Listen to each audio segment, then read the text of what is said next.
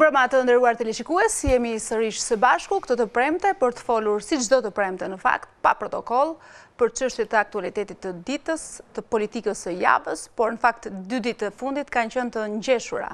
Një konflikt të hapur ose betejë, konsiderojnë vetë liderët e politikës, zoti Meta apo zoti Rama, ka qenë një betejë mes institucionit të presidencës dhe të Parlamentit të Republikës së Shqipërisë mbi interpretimin e ligjit, mbi interpretimin e kushtetutës, për sa i përket emërimeve në gjykatën kushtetuese.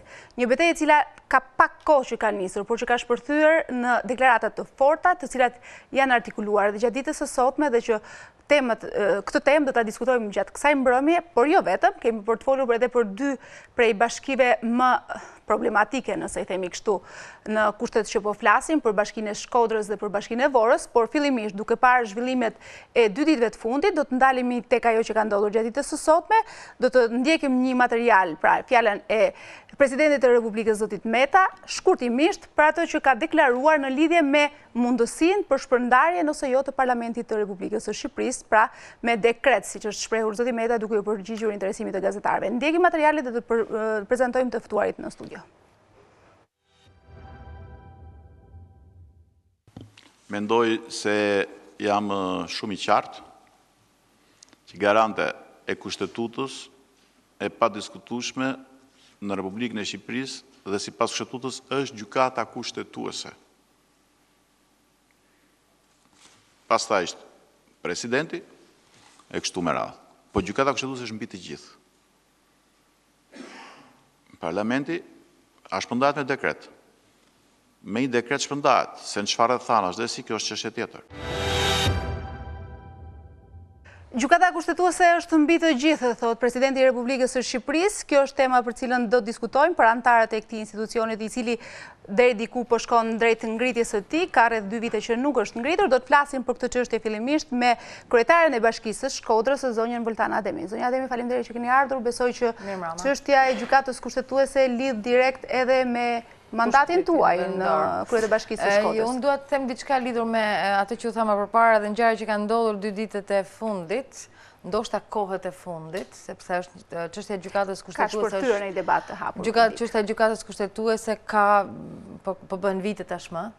Dhe kemi arritur ndoshta në fazën kulmore të problematikës shumë të madhe që nuk e dim se si do zgjidhet, dhe kjo tani është ngërçi tjetër që është verifikuar këto 2 ditë.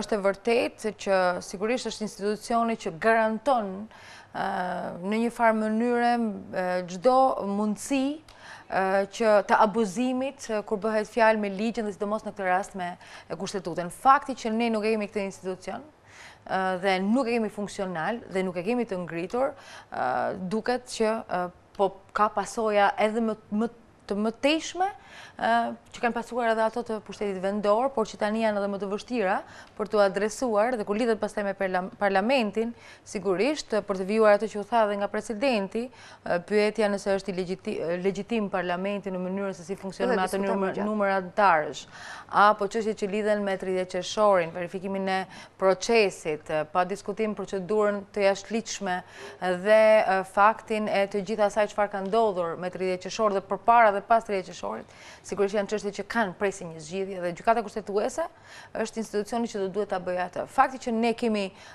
një ngërç tjetër për krijimin e kësaj gjykate do të vështirësoj çështjet e Shqipërisë, pa diskutim që vazhdojmë në një situatë amullie më të thelluar siç ishte më parë. Në fakt askush nuk e kishte menduar që 140 vota të parlamentit të para 3 viteve do të përkthehen në një situatë që jemi pa institucione drejtësisë. Me drejtën, askush do ta mendonte që do të kishim situatë të para 2 ditëve të notarizimit.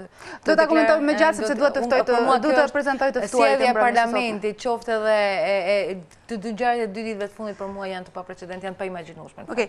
Me ne në studio sonte është Isuf Shehu, avokat i zotit Agim Kajmaku, i cili është shkarkuar nga detyra nga Komisioni Qendror i Zgjedhjeve. Do të flasim edhe për qëndrimin dhe për ato që po ndodh edhe në Bashkinë e Vorrës, zoti Shehu. Faleminderit që jeni me neve sonte. Zoti Jordan Daci është konstitucionalist, njeh shumë mirë procedurën ligjore në fakt. Zoti Daci, si e keni parë këtë zhvillim të ditës së sotme për të vijuar pastaj me bisedën e... Faleminderit. Për ftesën, sinqerisht, unë bëra edhe një prononcim publik. Sot praktikisht për mua kjo çfarë bëri parlamenti sot është akti i fundit i rrënimit përfundimtar të shtetit së drejtës në Shqipëri.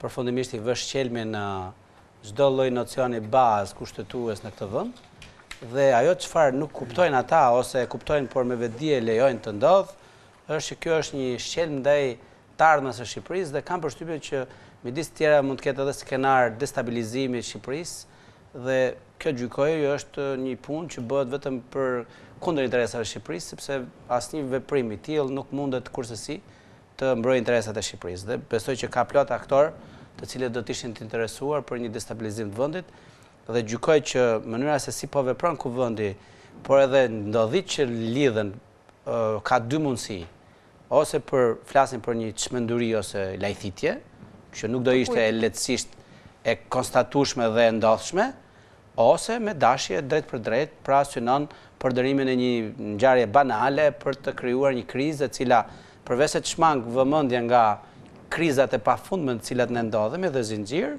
synon që të thelloj akoma më shumë krizën në tërësi duke fut vendin në një qorsokak që mund të ketë pasoja të rënda nëse palët do vazhdojnë të ndjekin hapat e njëri tjetrit dhe veprimet do të pasojnë veprimet e njëri tjetrit. Gjëja më e mirë që mund ndodhë është që gjithë palët paktën të stopojnë, të fillojnë të mendojnë, të reflektojnë dhe pastaj të flasin, domethënë është ajo shprehja angleze që ndoshta duhet të mendojnë të numërojnë deri në 10 para se sa të veprojnë paktën në ditë. Gjithsesi unë nuk gjykoj që ka ne vullnet për ta bërë një gjë të tillë, sepse sidomos paktën kuvendit nuk i lejohet dhe unë e thash dhe e them edhe këtu që çdo antar i kuvendit që e mba veten për jurist ka dy mundësi, kishte dy mundësi sot.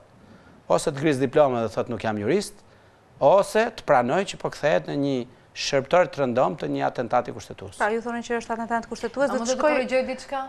Nuk bie dakord me... Ne njihemi shumë mirë dhe me Jordanin patjetër që kemi pasur diskutime që lidhen edhe me interpretime qoftë të procesit të ridhjes qershorit, por edhe çështjes padis në gjykatën kushtetuese për ilegitimitetin e procesit të ridhjes qershorit, nuk bie dakord me këndvështrimin për palët, të adresuar me këtë, po themi me këtë emër, palët. Për palët dohet Unë mendoj që në këtë rast ka vetëm një palë e cila po kërkon me çdo kusht, unë e kuptoj qëndrimin tuaj, për palën dhe për palën e përdorur. Okej. Mendoj që duhet të qartësohet sepse doraci edhe organizatori, sepse është shumë e rëndë situata dhe pa diskutim që në këtë rast nuk i mbetet, unë mendoj që presidentit nuk i mbetet, nuk e di se i ka ngelur ndonjë instrument tjetër në dorë për të bërë diçka më tutje për kundrejt vënies në shina të një procesi për zgjedhjen e gjykatës Nëse ka diçka për të bërë më shumë në dorë, doja t'ja kaloj fjalën zoti Shehu. Zoti Daci foli për palët, por unë dua ta fokusoj pyetjen time tek palët politike. A mendoni që të gjitha palët politike është qarkulluar si mendim gjatë ditës së sotme që nuk kanë interes të ngrihet gjykata kushtetuese? Vërteta është që neve nuk kemi kuvend, këtë doja të thosha teksa bëj këtë diskutim, neve kemi bashkësi deputetësh, sepse kushtetuta e ka të përcaktuar qartë që kuvendi është me 140 deputetë, nuk i kemi një numër të tillë aty. Nëse s'është ky numër ne do të shkojmë, por nuk po funksionon. Siç ajo thash, është një bashkësi deputetë. Është një bashkim i atyre njerëzve të cilët mendojnë se përfaqësojnë kuvendin, mendojnë se nxjerrin akte, mendojnë se nxjerrin ligje, kanë një numër të caktuar, por që nuk është ajo e cila kushtetuta dikton. Nëse s'është ai numër, ne nuk kemi përballë pushtetit legjislativ, ne jemi përballë një bashkësi e njerëzve të cilët kanë ardhur në disa zgjedhje, u ka rënë radha për të qenë deputet dhe kanë qenë aty prezent. Në gjykimin tim, nëse jemi përballë një fakti që të gjitha grupimet politike nuk duan që të formohet gjykata kushtetuese, nuk jam i këtij mendimi, nuk jam i këtij mendimi që të gjithë duan që gjykata kushtetuese të formohet, por të gjithë duan që gjykata kushtetuese ta kenë të tyren. Domethënë që të gjithë faktorët duan që ta kenë të tyren, si gjykimin tim, si opozita, si majoranca, do që ta ketë në dorë të saj kontrollin e plot. Sot për sot janë me qindra çështje, jo vetëm individësh, por çështje të nivelit të rëndësishëm, të cilët kërkojnë zgjedhje nga gjykata kushtetuese dhe më fundit fare është dhe vetë antari i gjykatës kushtetuese, që ka shkuar me atak notariale, ku donte ta çonte, donte të bënte diçka, nuk e di se çfarë, por që e vërtetë. Si është këtë veprim të kryer nga zonja Vorfi? Kjo është një fyerje institucionit të presidentit, është një fyerje kryetarit të shtetit, fyerje edhe akti, e gjykatës Gjë më kushtetuese. tronë s'ka. Të mendosh domethënë që këta janë njerëz të cilë kanë kaluar një proces vlerësimi profesional, një proces vlerësimi për zgjedhje, një hinkim, një sit të plot në të gjitha aspektet nga institucionet e vettingut dhe institucionet përzgjedhëse dhe ne shkojmë deri aty që ne anashkalojmë një akt solem, sepse në fund të fundit shteti përbëhet si nga aktet karakterit solem siç është betimi, por që betimi në vetvete është një nënshkrim kontrate, sepse në vetvete vetë i qenit antari gjykatës kushtetuese ose çfarë të lloji gjykate është produkti i një marrëveshje. Se mund zëvendësosh dhe presidentin e Republikës. Eksakt. Se nëse krijohet vakancë e presidentit dhe ti je kryetari i gjykatës kushtetuese, që do të thotë ti mund pranisht bësh dhe kryetari i gjykatës kushtetuese, se për shkak se zgjidhet, nuk është më me zgjedhje më përpara, zgjidhet nga antarët. Kjo do të thotë që një antar e gjykatës kushtetuese mund të bëhet një moment caktuar presidenti i Republikës. Pra kjo jep, më thënë, dhe të mendosh që një kandidat ose kandidate në tentativ tashmë që pretendohet që do mbrojë kushtetutën e Republikës së Shqipërisë dhe kryen një akt të shëmtuar, se pasoja juridike nuk ka, sa ai betim nuk është. Por fakti që ajo e ndërmerr kuptohet ka dy mundësi, ose një qëllim krejtësisht pa logjik dhe lajthitje, ose qëllim krejtësisht negativ dhe mendoj se kjo e dyta, sepse veprimet e saj për të tentuar për të bërë fakt kryer zgjedhjen e saj, deri dhe me kërkesa ndaj themi pak në kështu po interpretohet, se unë nuk kam qenë gjykatë kushtetuese për ta parë. Pra praktikisht kjo vërteton që zonja më fjalë, edhe pse unë kam ruajtur konsiderata të veçanta për të. Përfundimisht jo vetëm që u lejua që të përdorej, por tregon që nuk është e denjë dhe nuk kurse nuk do të legjitimoj më veten e vet, ka delegitimuar edhe për një zgjedhje të ardhshme. Në vijim të kësaj, për të vijuar më pas me zonjën Ademi, dua të marr një mendim tuaj.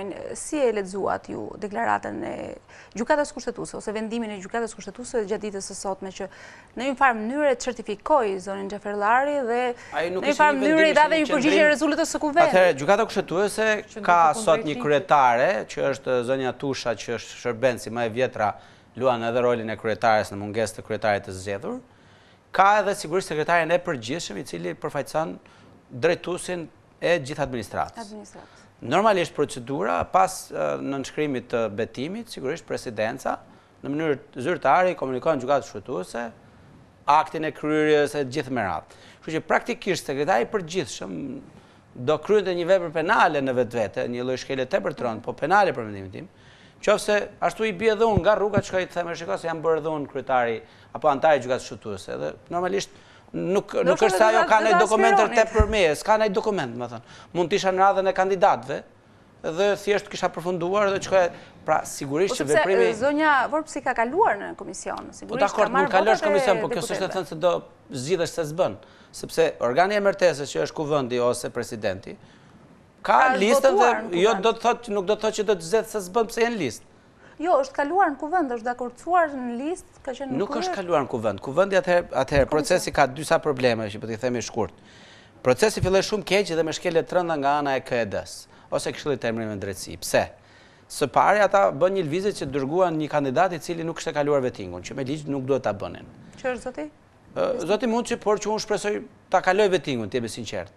Edhe për hir të situatës, po edhe për çështje personale jam neutral në raport me personin. Tjetër, në vend se të dërgonin lista më vete për çdo vend të lirë dhe lista më vete për vendet e lira për presidentin dhe lista më vete për. Po duket sikur po flisni si presidenti i Republikës sot. Jo, po kështu është procedura, nuk e them unë. Po të lexojmë në 179 të kushtetutës, përfshi edhe nenet tjera që kanë bënë pikërisht me zgjedhjen, ato e përcaktojnë saktësisht se çfarë bën KED-ja, përfshi edhe ligjin për gjykatën kushtetuese, ligj organik. Pra praktikisht ajo duhet t'i ndante për çdo vend të lirë një listë më vete dhe sigurisht kjo do të lejonte respektimin e radhës. Kushtetuta sot, në fakt, nëse ne do të respektonim kushtetutën, ose më saktë kuvendi do ta respektonte, sot duhet kishim vetëm 2 antarë në detyrë, që ishte Besnik Muçi i pari. Kushtetuese të plot nëse do ishin. Jo, po flasim rreth anët ku jemi.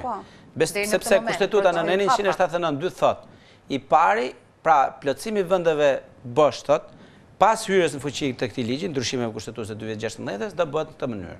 I pari thot zgjedh presidenti, i dyti kuvendi, i treti gjykata e lartë. Dhe kështu duhet shkojë për gjithë antarët. Pra praktikisht procesi, nëse ne do të qëndronim për bazë Majoranca është kushtetutës. preferuar Rafatit 30 ditor. Prit, do ta shpjegoj dhe atë. Pra praktikisht, nëse do të qëndronte radhës, deri te dyshit do ndalonte se i treti nuk ekziston sepse s'është gjykata e lartë. Tani kuvendi çfarë bëri? Kuvendi bëri 2-3 gabime. Shkelje me qëllim, mendoj unë, të koordinuar edhe me Këshillin e Emërimit në Drejtësi. Më saktë kryetari, jo Këshillin posaçërisht. Çfarë ndodhi? Së pari nuk votoi për 2, për 1, po votoi për 2.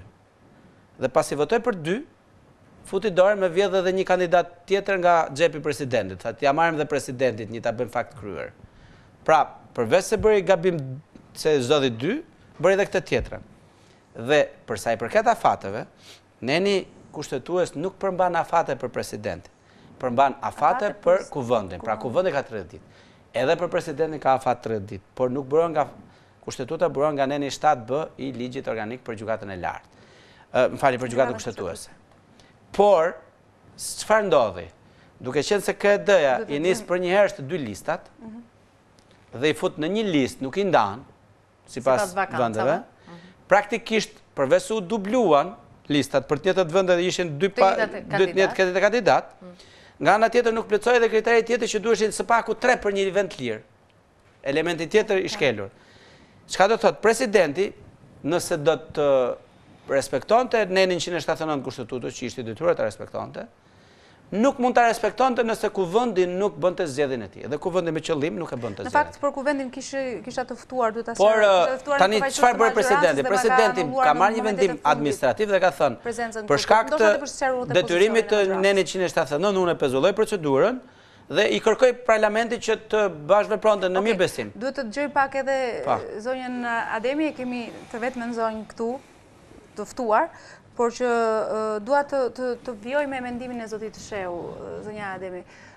Vërtet, si që e tha dhe zotit Sheu, duket se gjitha forcat politike janë të përpjekura që të kapin gjykatën kushtetuese, në kuptimin e marrjes ose të pasjes së njerëzve të tyre, sepse janë mendime shumë të rëndësishme që kanë të bëjnë me ngjarje të shumë të afërta, të pritshme.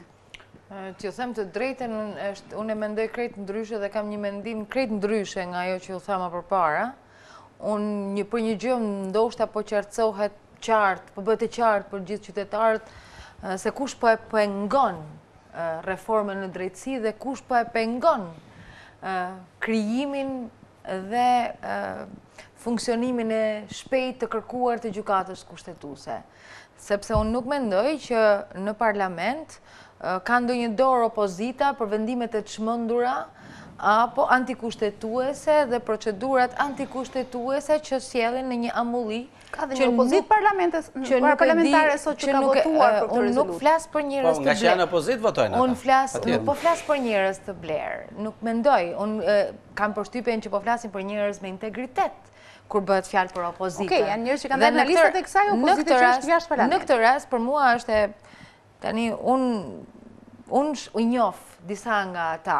Me ju thënë të drejtën nuk bënte ses për mua fare ai votimi me 94 vota sot, 97 pas kanë qenë, po pash që ishte unanim, nëse mund ta quaj kështu, edhe shumë nga ata janë edhe juristë, unë nuk jam juriste. Ta themun që gjysma e tyre kanë diploma, po skuptojnë gjë nga ajo që kanë miratur. Dita të lexoj kushtetutën, dita lexoj edhe procedurën e zgjedhjes sepse është aq e qartë se është zeza mbi të bardhë. Ashtu sikur sa tha Jordani, unë ashtu e kam lexuar. Nuk është se kam dëgjuar vetëm ato çfarë thot presidenti, sepse dikush që është interesuar për një proces të tillë, aq më tepër politikan, aq më tepër në parlament, do duhet ta kishte lexuar. Dhe fakti që nuk kemi ne një përfaqësues të majorancës të pranishëm në këtë tryezë që nuk e di arsyen, mendoj që janë shterruar edhe zëra tani për t'i dalë zot një procedure që është totalisht antikushtetuese. Dhe kjo është e thjeshtë mendoj. Dhe nuk ka diskutim tjetër dhe tashmë janë shterruar për të gjithë veshët që kanë anatemuar opozitën në këtë rast. Meqense u diskutua për opozitën. Sot më shumë se kur opozita është interesuar të ketë sa më shpejt krijimin e gjykatës kushtetuese. Një gjykatë kushtetuese të cilën e kërkon që tjetë pa kapur nga majoranca ka sigurisht, po flasim për një institucion të pavarur në këtë rast. Kur flasim, është interesuar që ketë në funksionim një gjykatë kushtetuese të pavarur, një institucion të pavarur në këtë rast, që të jetë i krijuar ashtu siç duhet dhe me ligj. Dhe nga ana tjetër, në këtë rast, në këtë amullim, të gjithë po presim atë gjykatën kushtetuese, se na ka kërkuar OSBE Diri, na ka kërkuar Bundestagu, na ka kërkuar procesi integrimit i domosdoshëm që janë të depozituar. E kërkon Shoqata e Bashkive të Shqipërisë sa më shpejt për procesin që ne kemi kërkuar më njëherë për verifikimin e procesit të 30 qershorit dhe i legitimitetin për ta njohur të tillë nga gjykata kushtetuese në sajt e një sër procedurash të realizuara të jashtëligjshme nga Komisioni Qendror i Zgjedhjeve e të tjera, po themi falsifikime të procesit, manipulime të procesit, të faktuara, dhe ne jemi në pritje. Jam në pritje unë shpejt si kryetare e Bashkisë së Shkodrës për t'i dhënë fund kësaj amodhie që ka pushteti vendor. Do të thënë, në këtë rast nuk ka palë më të interesuar se sa opozita për të pasur ndoshta një dritë jeshile, dhe në këtë rast drita jeshile do të ishte gjykata kushtetuese që hap rrugë zgjidhjes institucionale përmes sistemit, se s'kam mënyrë tjetër. Paktën unë kështu e shoh dhe mezi e kam pritur të them të drejtën, edhe diçka tjetër, askujt, do të thënë një mendje, vetëm një mendje e çmendur, se unë nuk mendoj që këto hapat e ndjekur deri më tani për ta xhbër procesin dhe për ta çuar në një ngërsh tjetër janë të pamenduara. Nuk mendoj kurse si. Unë mendoj që janë të menduara dhe të menduara që herët. Janë të menduara, mendoj edhe që kur është votuar në parlament. Mendoj që janë të menduara edhe në procedurë. 140 vota në parlament? Jo, është të menduara që në atë moment unë kam qenë pro. Unë jam pro reformës. Duhet të bëhet reforma, por duhet të bëhet reforma ashtu siç duhet. Dhe mendoj që në atë kohë ka filluar në mendjen e kësaj magjorance, në mendjen e Ramës, se si duhet të bënte për të ndjekur të gjitha hapat për të arritur dhe për të kontrolluar të gjithë procesin. Ambasada SBA-s dhe ajo Bashkimit Evropian kanë përshëndetur disa ditë më parë votimin dhe kalimin e këtyre emrave nga Kuvendi i Shqipërisë. Ka në një diçka, se edhe ndërkombëtarët nuk mundet do të përfshihen në të tillë lloj procese radhe, procedurë, absolutisht, nuk mundet dot. Duhet kemi parasysh që këto ligjet karakterit kushtetues të formimit të institucioneve më të rëndësishme, sidomos asaj të gjykatës kushtetuese dhe gjykatës së lartë, nuk janë ligje të cilët janë konceptuar për një situatë kaq anormale, kaq të çuditshme, kaq të pazakonshme në çfarëdo lloj juridiksione të botës, siç është ky yni. Këto janë ligje të cilët do funksiononin më së miri nëse neve do ishim në një gjendje normale, do ishim në një moment tjetër historik, në një situatë krejtësisht të ndryshme nga kjo. Në 2016 u votua për të pasur një gjendje normale, në fakt. Eksakt, do të thënë, këto ligje nuk u konceptuan në një situatë kur neve nuk do kishim parlament, kur neve nuk do kishim asnjë antar gjykatës së lartë përveç se njëri që duhet për efekt procedure që të ishte diku dhe të ishte prezent se që ishte zoti Dvorani. Kështu që në këto lloj rrethana që të gjithë njerëzit janë të etur, mezi po presin që të marrë kjo çështje sa më shpejt drejtim. Dhe kjo është edhe një prej arsyeve pse komuniteti ndërkombëtar e ka përshëndetur çfarëdo lloj gjë, sepse ata nuk zhyten në procedura. Por çështja është e tillë. Unë gjykoj që nuk ka interes kurkush, ndoshta opozitës i vjen disi keq në lidhje me këtë lloj situate dhe duhet e kritikon çfarëdo lloj procedure që ndërmerret në këtë rast. Opozita e kërkon që të jetë drejtë dhe të rregull. Por opozita nuk është pjesë e këtij procesi.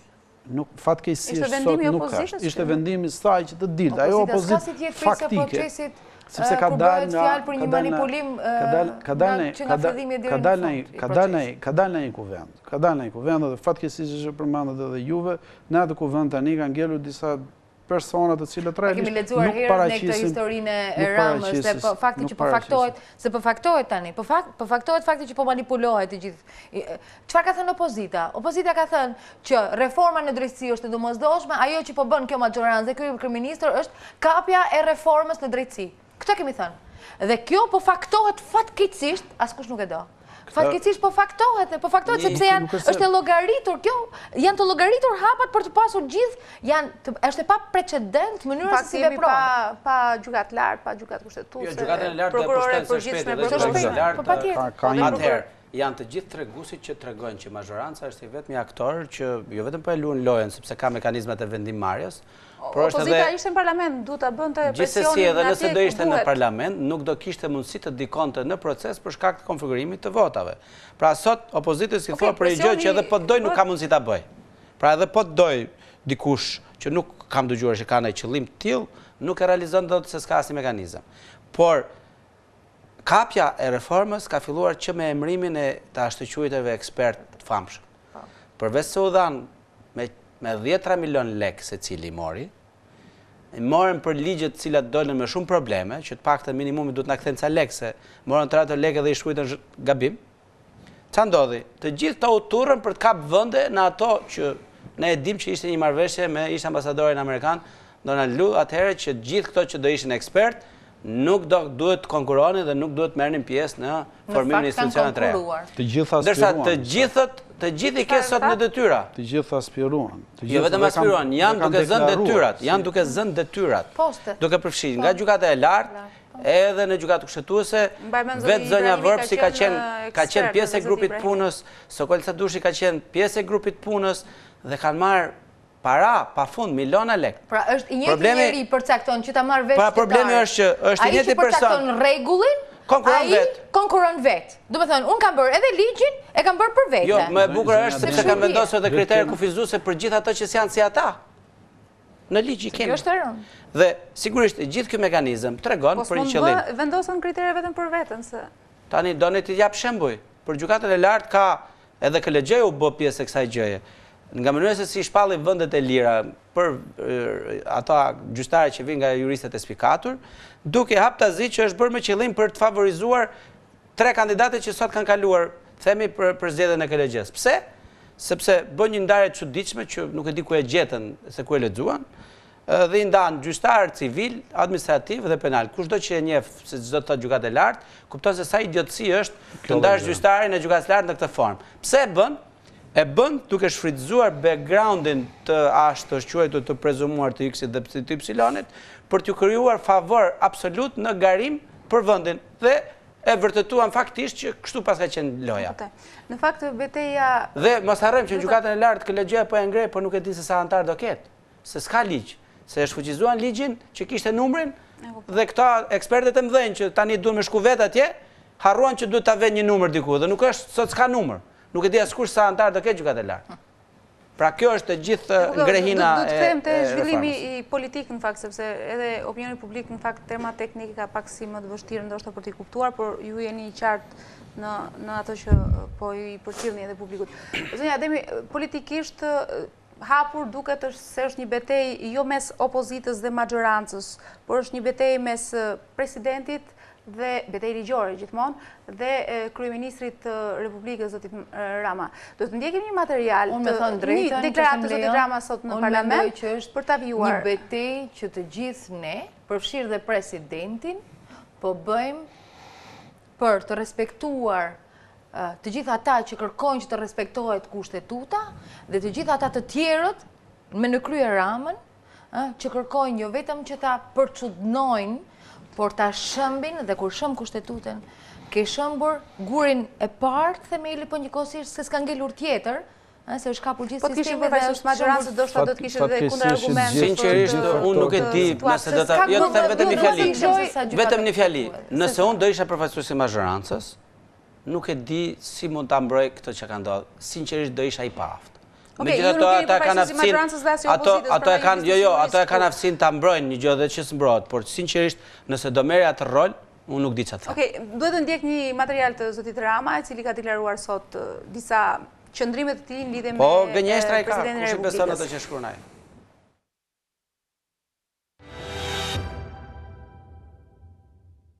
Jemi përballë si kuvend i Shqipërisë me njeriu që e ka humbur busullën dhe e ka kthyer institucionin e Presidentit të Republikës në një frëngji prej ku sulmon nga të katër anët. Ilir Meta nuk kursen as partnerët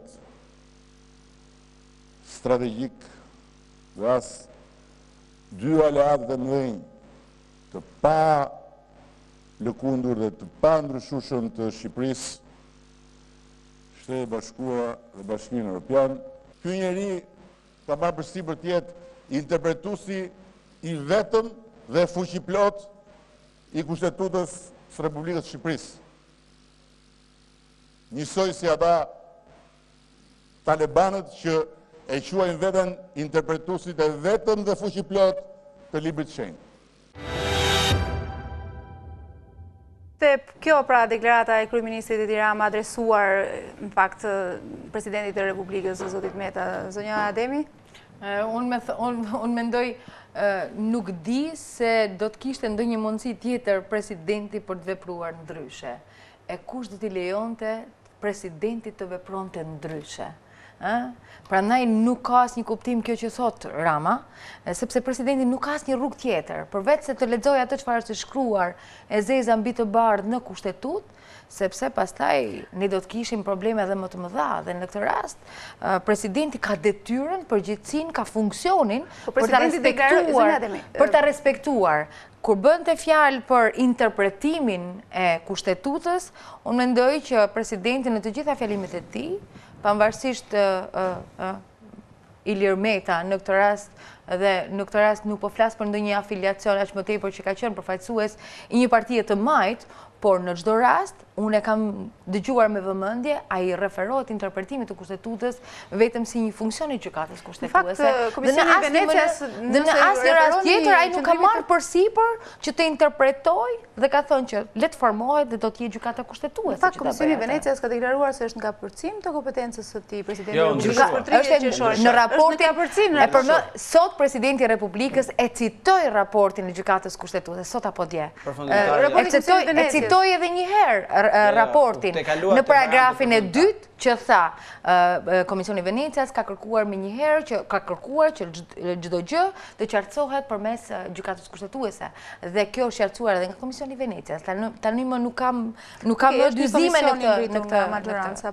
Do shkojmë në publicitet sepse do kemi përvjuar me të njëjtin argumente në pjesën tjetër, pastaj për të folur për çështjen më të nxehtë që intereson dy bashkive në fakt, Shkodrës dhe të Vorës, zoti Shehu. Shkojmë në reklama.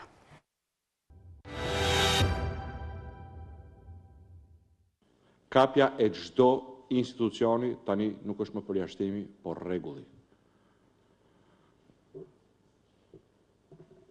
Kur ajo me cilën kjo mazhorancë dhe ky kryeministër u përpoqën të shkelnin dhe të dhunonin Kushtetutën, të uzurponin kompetencat e një institucioni tjetër, siç është ai presidenti i Republikës, në mënyrë që të kapnin një antar të gjykatës kushtetuese që me Kushtetut nuk i takonte të emërohej as nga Edi Rama, as nga Ardian Dvorani, por nga presidenti i Republikës, dhe lehtësia me cilën u munduan ta kalojnë këtë tregon dimensionin e vërtet kriminal të këtij plani për kapjen e çdo institucioni. Dhe është mbi të gjitha treguesi i paligjshmërisë totale ku noton vendi. Edi Rama e kishte jetike kapjen e gjykatës kushtetuese, sepse e dim gjithë që gjykata kushtetuese duhet gjykojë mbi disa çështje shumë të rëndësishme. Por gjykata kushtetuese është një nga kushtet e Bundestagut, pra një nga kushtet e Europës. Rikthehemi sërish në studio, ishte një deklaratë e zotit Basha e bërë në orët e mbrëmjes së sotme në lidhje me gjithçka që ka ndodhur. Sipas zotit Basha është një tentativë për të kapur gjykata kushtetuese, por alternativa vetme për të gjetur zgjidhje sipas kreut opozitës është zgjedhje të parakohshme, parlamentare apo vendore, zonja Ademi? Ne kemi kërkuar në fakt edhe pa diskutim që kjo sepse juve ju pyesim dhe politikisht, keni qenë në parlament, jeni politikisht në Bashkinë e Shkodrës. Është domosdoshmëri tashmë dhe është vetëm një zgjidhje. Ajo që ne nuk e dim dhe nuk dihet kur do ndodh, por është një mast, është pa diskutim një detyrim, ndryshe ne nuk mund të dalim nga situata në të cilën ndodhet Shqipëria. Kuptoj që në këtë kontekst reforma zgjedhore është një domosdoshmëri për të realizuar në kuadër edhe të një procesi të kërkuar nga ndërkombëtarët, kjo për të garantuar një ligjshmëri të procesit, por edhe siguri për aq sa mund të realizohet, sepse edhe unë kam, tani po flasë personalisht, kam ato dilimet e mia, sepse unë mendoj që edhe me kohë të përmirësuar, me këtë qeveri, ne do të kemi ky popull, ne njerëz, qytetarë, do të kemi probleme në procesin zgjedhor, dhe sigurisht vullneti politik këtu ka të bëjë shumë, por është e vetmja mënyrë, është e vetmja, pari të pa patur një marrëveshje politike ndoshta për. Unë e kam thënë çfarë do të thotë marrëveshje politike. Marrëveshje politike në kontekstin e Shqipërisë, marrëveshje politike mund të bëhet për programe politike. Marrëveshje politike që janë të jashtëligjshme, janë për te kushtetutës, janë për gjithçka që nuk është brenda ligjit, nuk ka 2 viteve. Unë e kam thënë disa herë, unë nuk jam dakord dhe në këtë rast opozita në asnjë rast nuk do ta bëj. Kjo tashmë nuk ka asnjë diskutim, nuk mendoj që ka asnjë pikë pyetje. Kjo ajo që ne është verdikti i popullit që ka rëndësi. Është verdikti i popullit që ka rëndësi për opozitën dhe në këtë rast vetëm procesi i rregullt zgjedhor mund ta garantojë këtë. Kuptoj që në aspektin procedurial dhe të përfaqësimit të mirë dhe të drejtë do duhet të garantohet përmes rregullimeve që duhen në kodin zgjedhor, por nga ana tjetër dhe edhe për procedurën dhe për hartimin e kodit zgjedhor, përsëri nuk ka vend për të folur për marrëveshje, nuk bëhet fjalë për marrëveshje politike, po bëhet fjalë për ligjshmëri të një procesi për të ndërtuar diçka të ligjshme. Dhe çdo gjë që bëhet për me marrëveshje nuk ka kuptim. Prandaj ajo që lufta që ne bëjmë, përpjekja që ne bëjmë është për të nisur një proces legjitim që nga momenti i finisjes deri në fund dhe për të garantuar që të kemi zgjedhje të rregullta. Ndryshe ne do të shkojmë përsëri, do të sillemi drejt do të rrotullohemi dhe asnjëherë nuk do kemi impaktin edhe rezultatin e asaj që kërkohet. Prandaj opozita lufton shumë dhe po përpiqet shumë. Nuk e di se si dhe kur do ndodh. Fakti që ne kemi ditë pas dite skandale apo probleme që lidhen me futjen e duarve në sistem, qoftë edhe në sistemin e drejtësi, tek institucionet, pjesë që lidhet me korrupsionin, kapi jashtëligjit në të gjitha hallkat e tij. Kjo do e vështirësoj situatën e Shqipërisë. Kërkon zgjedhje, po pa Edi Ramën kryeministër është një deklaratë bërë prej kosh nga zoti Basha, por zonja Ademi. Unë sa po e përmenda edhe këtë fakt, nuk do të citoj atë çfarë ka thënë OSBE-u deri. Unë shpresoj që të kemi një kohë të përmirësuar. Kjo është e domosdoshme për Shqipërinë. Nga ana tjetër, unë duhet i referohem asaj çfarë ka thënë OSBE-u deri në raportin për votimet e 30 qershorit. Kodi ekziston. Vullneti për ta respektuar kodin, për ta thënë qartë, nuk ka ekzistuar. Dhe kjo nuk ka ekzistuar jo vetëm nga forcat politike, majoranca në këtë rast, sepse ata morën pjesë, por nuk ka ekzistuar edhe nga institucioni që do duhet ta respektonte, që në këtë rast. Dhe prandaj ne kemi probleme të respektimit edhe të ligjit. Prandaj fakti që ne kemi këtë kryeministër, këtë majorancë që nuk e respekton, nuk po respekton as kushtetutën, as procedurën, as mënyrën për të zgjedhur anëtarët e me radhë, nuk po respekton asnjë ligj. Okej, zgjedhje dhe këto ta vendoste elektorati se kush të jetë palë kundërshtare. Dëgjoj. Nuk vendoset se kush është kundërshtar në politikë, është vota e qytetarëve. Disa është thjesht është për ta thënë këtë. Kur ulesh atje poshtë, është shumë e vështirë. Unë kam qenë kandidate për deputete, kam qenë kandidate për kryetare bashkie, është shumë e vështirë të përballesh dhe të vendosesh njerëzit të përballen me krimin për t'u zgjedhur dhe për t'u zgjedhur edhe vetë. Dhe t'ju them të drejtën, kur një ambasador me pyeti dhe më tha, kryetare, po të kandidoni e pavarur, ju mund të fitoni. Pse se bëni këtë? I thash, unë nuk do ta merrja kurrë përsipër. E para një herë unë jam përfaqësuese një partie politike. Kam të njëjtin qëndrim që mban partia ime politike, sepse besoj në atë kauzë. E dyta, edhe personalisht kur e mendoj, askush nuk do të merrte përsipër që të vendosë njerëzit e thjesht përballë krimit në qendrat e votimit, e për çfarë? Për të marrë një pozicion drejtues që nuk e di se çfarë do të jetë për të rrezikuar ata. Kaq i rëndë është procesi në Shqipëri kur bëhet fjalë për proces votime, se s'po i them zgjedhjesh. Këtu kthehemi përsëri tek ajo gjë që diskutohet që pa një gjykatë dhe pa një prokurori, edhe kodi zgjedhor asnjë lloj ligji tjetër nuk mund të dot. Nuk kemi institucionet e represionit këtu dhe ky është fakt. Shohim që kemi një akumulim të mlefit, nëse them thonjza dhe për opinionin publik, për folur në gjuhën e tyre, të presidencës të presidentit, të zotit Meta dhe të zotit Rama, kundrejt njëri tjetrit. Çfarë ka ndodhur? Që kemi mbrit deri në këtë pikë për te fakti që jemi në kushte që nuk kemi këto institucione që ju sapo thatë dhe sapo po diskutohet në këtë dryes. Shiko, askush nuk do që të nënvletësohet në të gjithë këtë lloj procesi. Kushtetuta i ka dhënë secili prej tyre atë tagrin e vet, atë hapësirën e vet për të zgjedhur institucionet kushtetuese, për të zgjedhur figurat që duhet të jenë pjesëtar të institucioneve kushtetuese, dhe askush nuk do që t'i vidhet në fund të fundit njerëz, sepse kurkush nuk do që të jetë kukull në një proces të caktuar. Po normalisht i druan edhe të nesërme, sepse reforma në drejtësi është ajo që definon vazhdimsinë politike të gjithë figurave. Po absolutisht, që të gjithë kanë kushdo, nëse një njeri nuk i druhet drejtësisë, ai është i marrë. Detyrimisht. Jo, frikë kur ke diçka për të friksuar. Politika në një farë mënyre është një mjedis tetë konsumues dhe ambicia për të qenë si prezent në të dhe për të ambizotëruar atë, të çon drejt përplasjeve të padiskutueshme dhe të pashmangshme.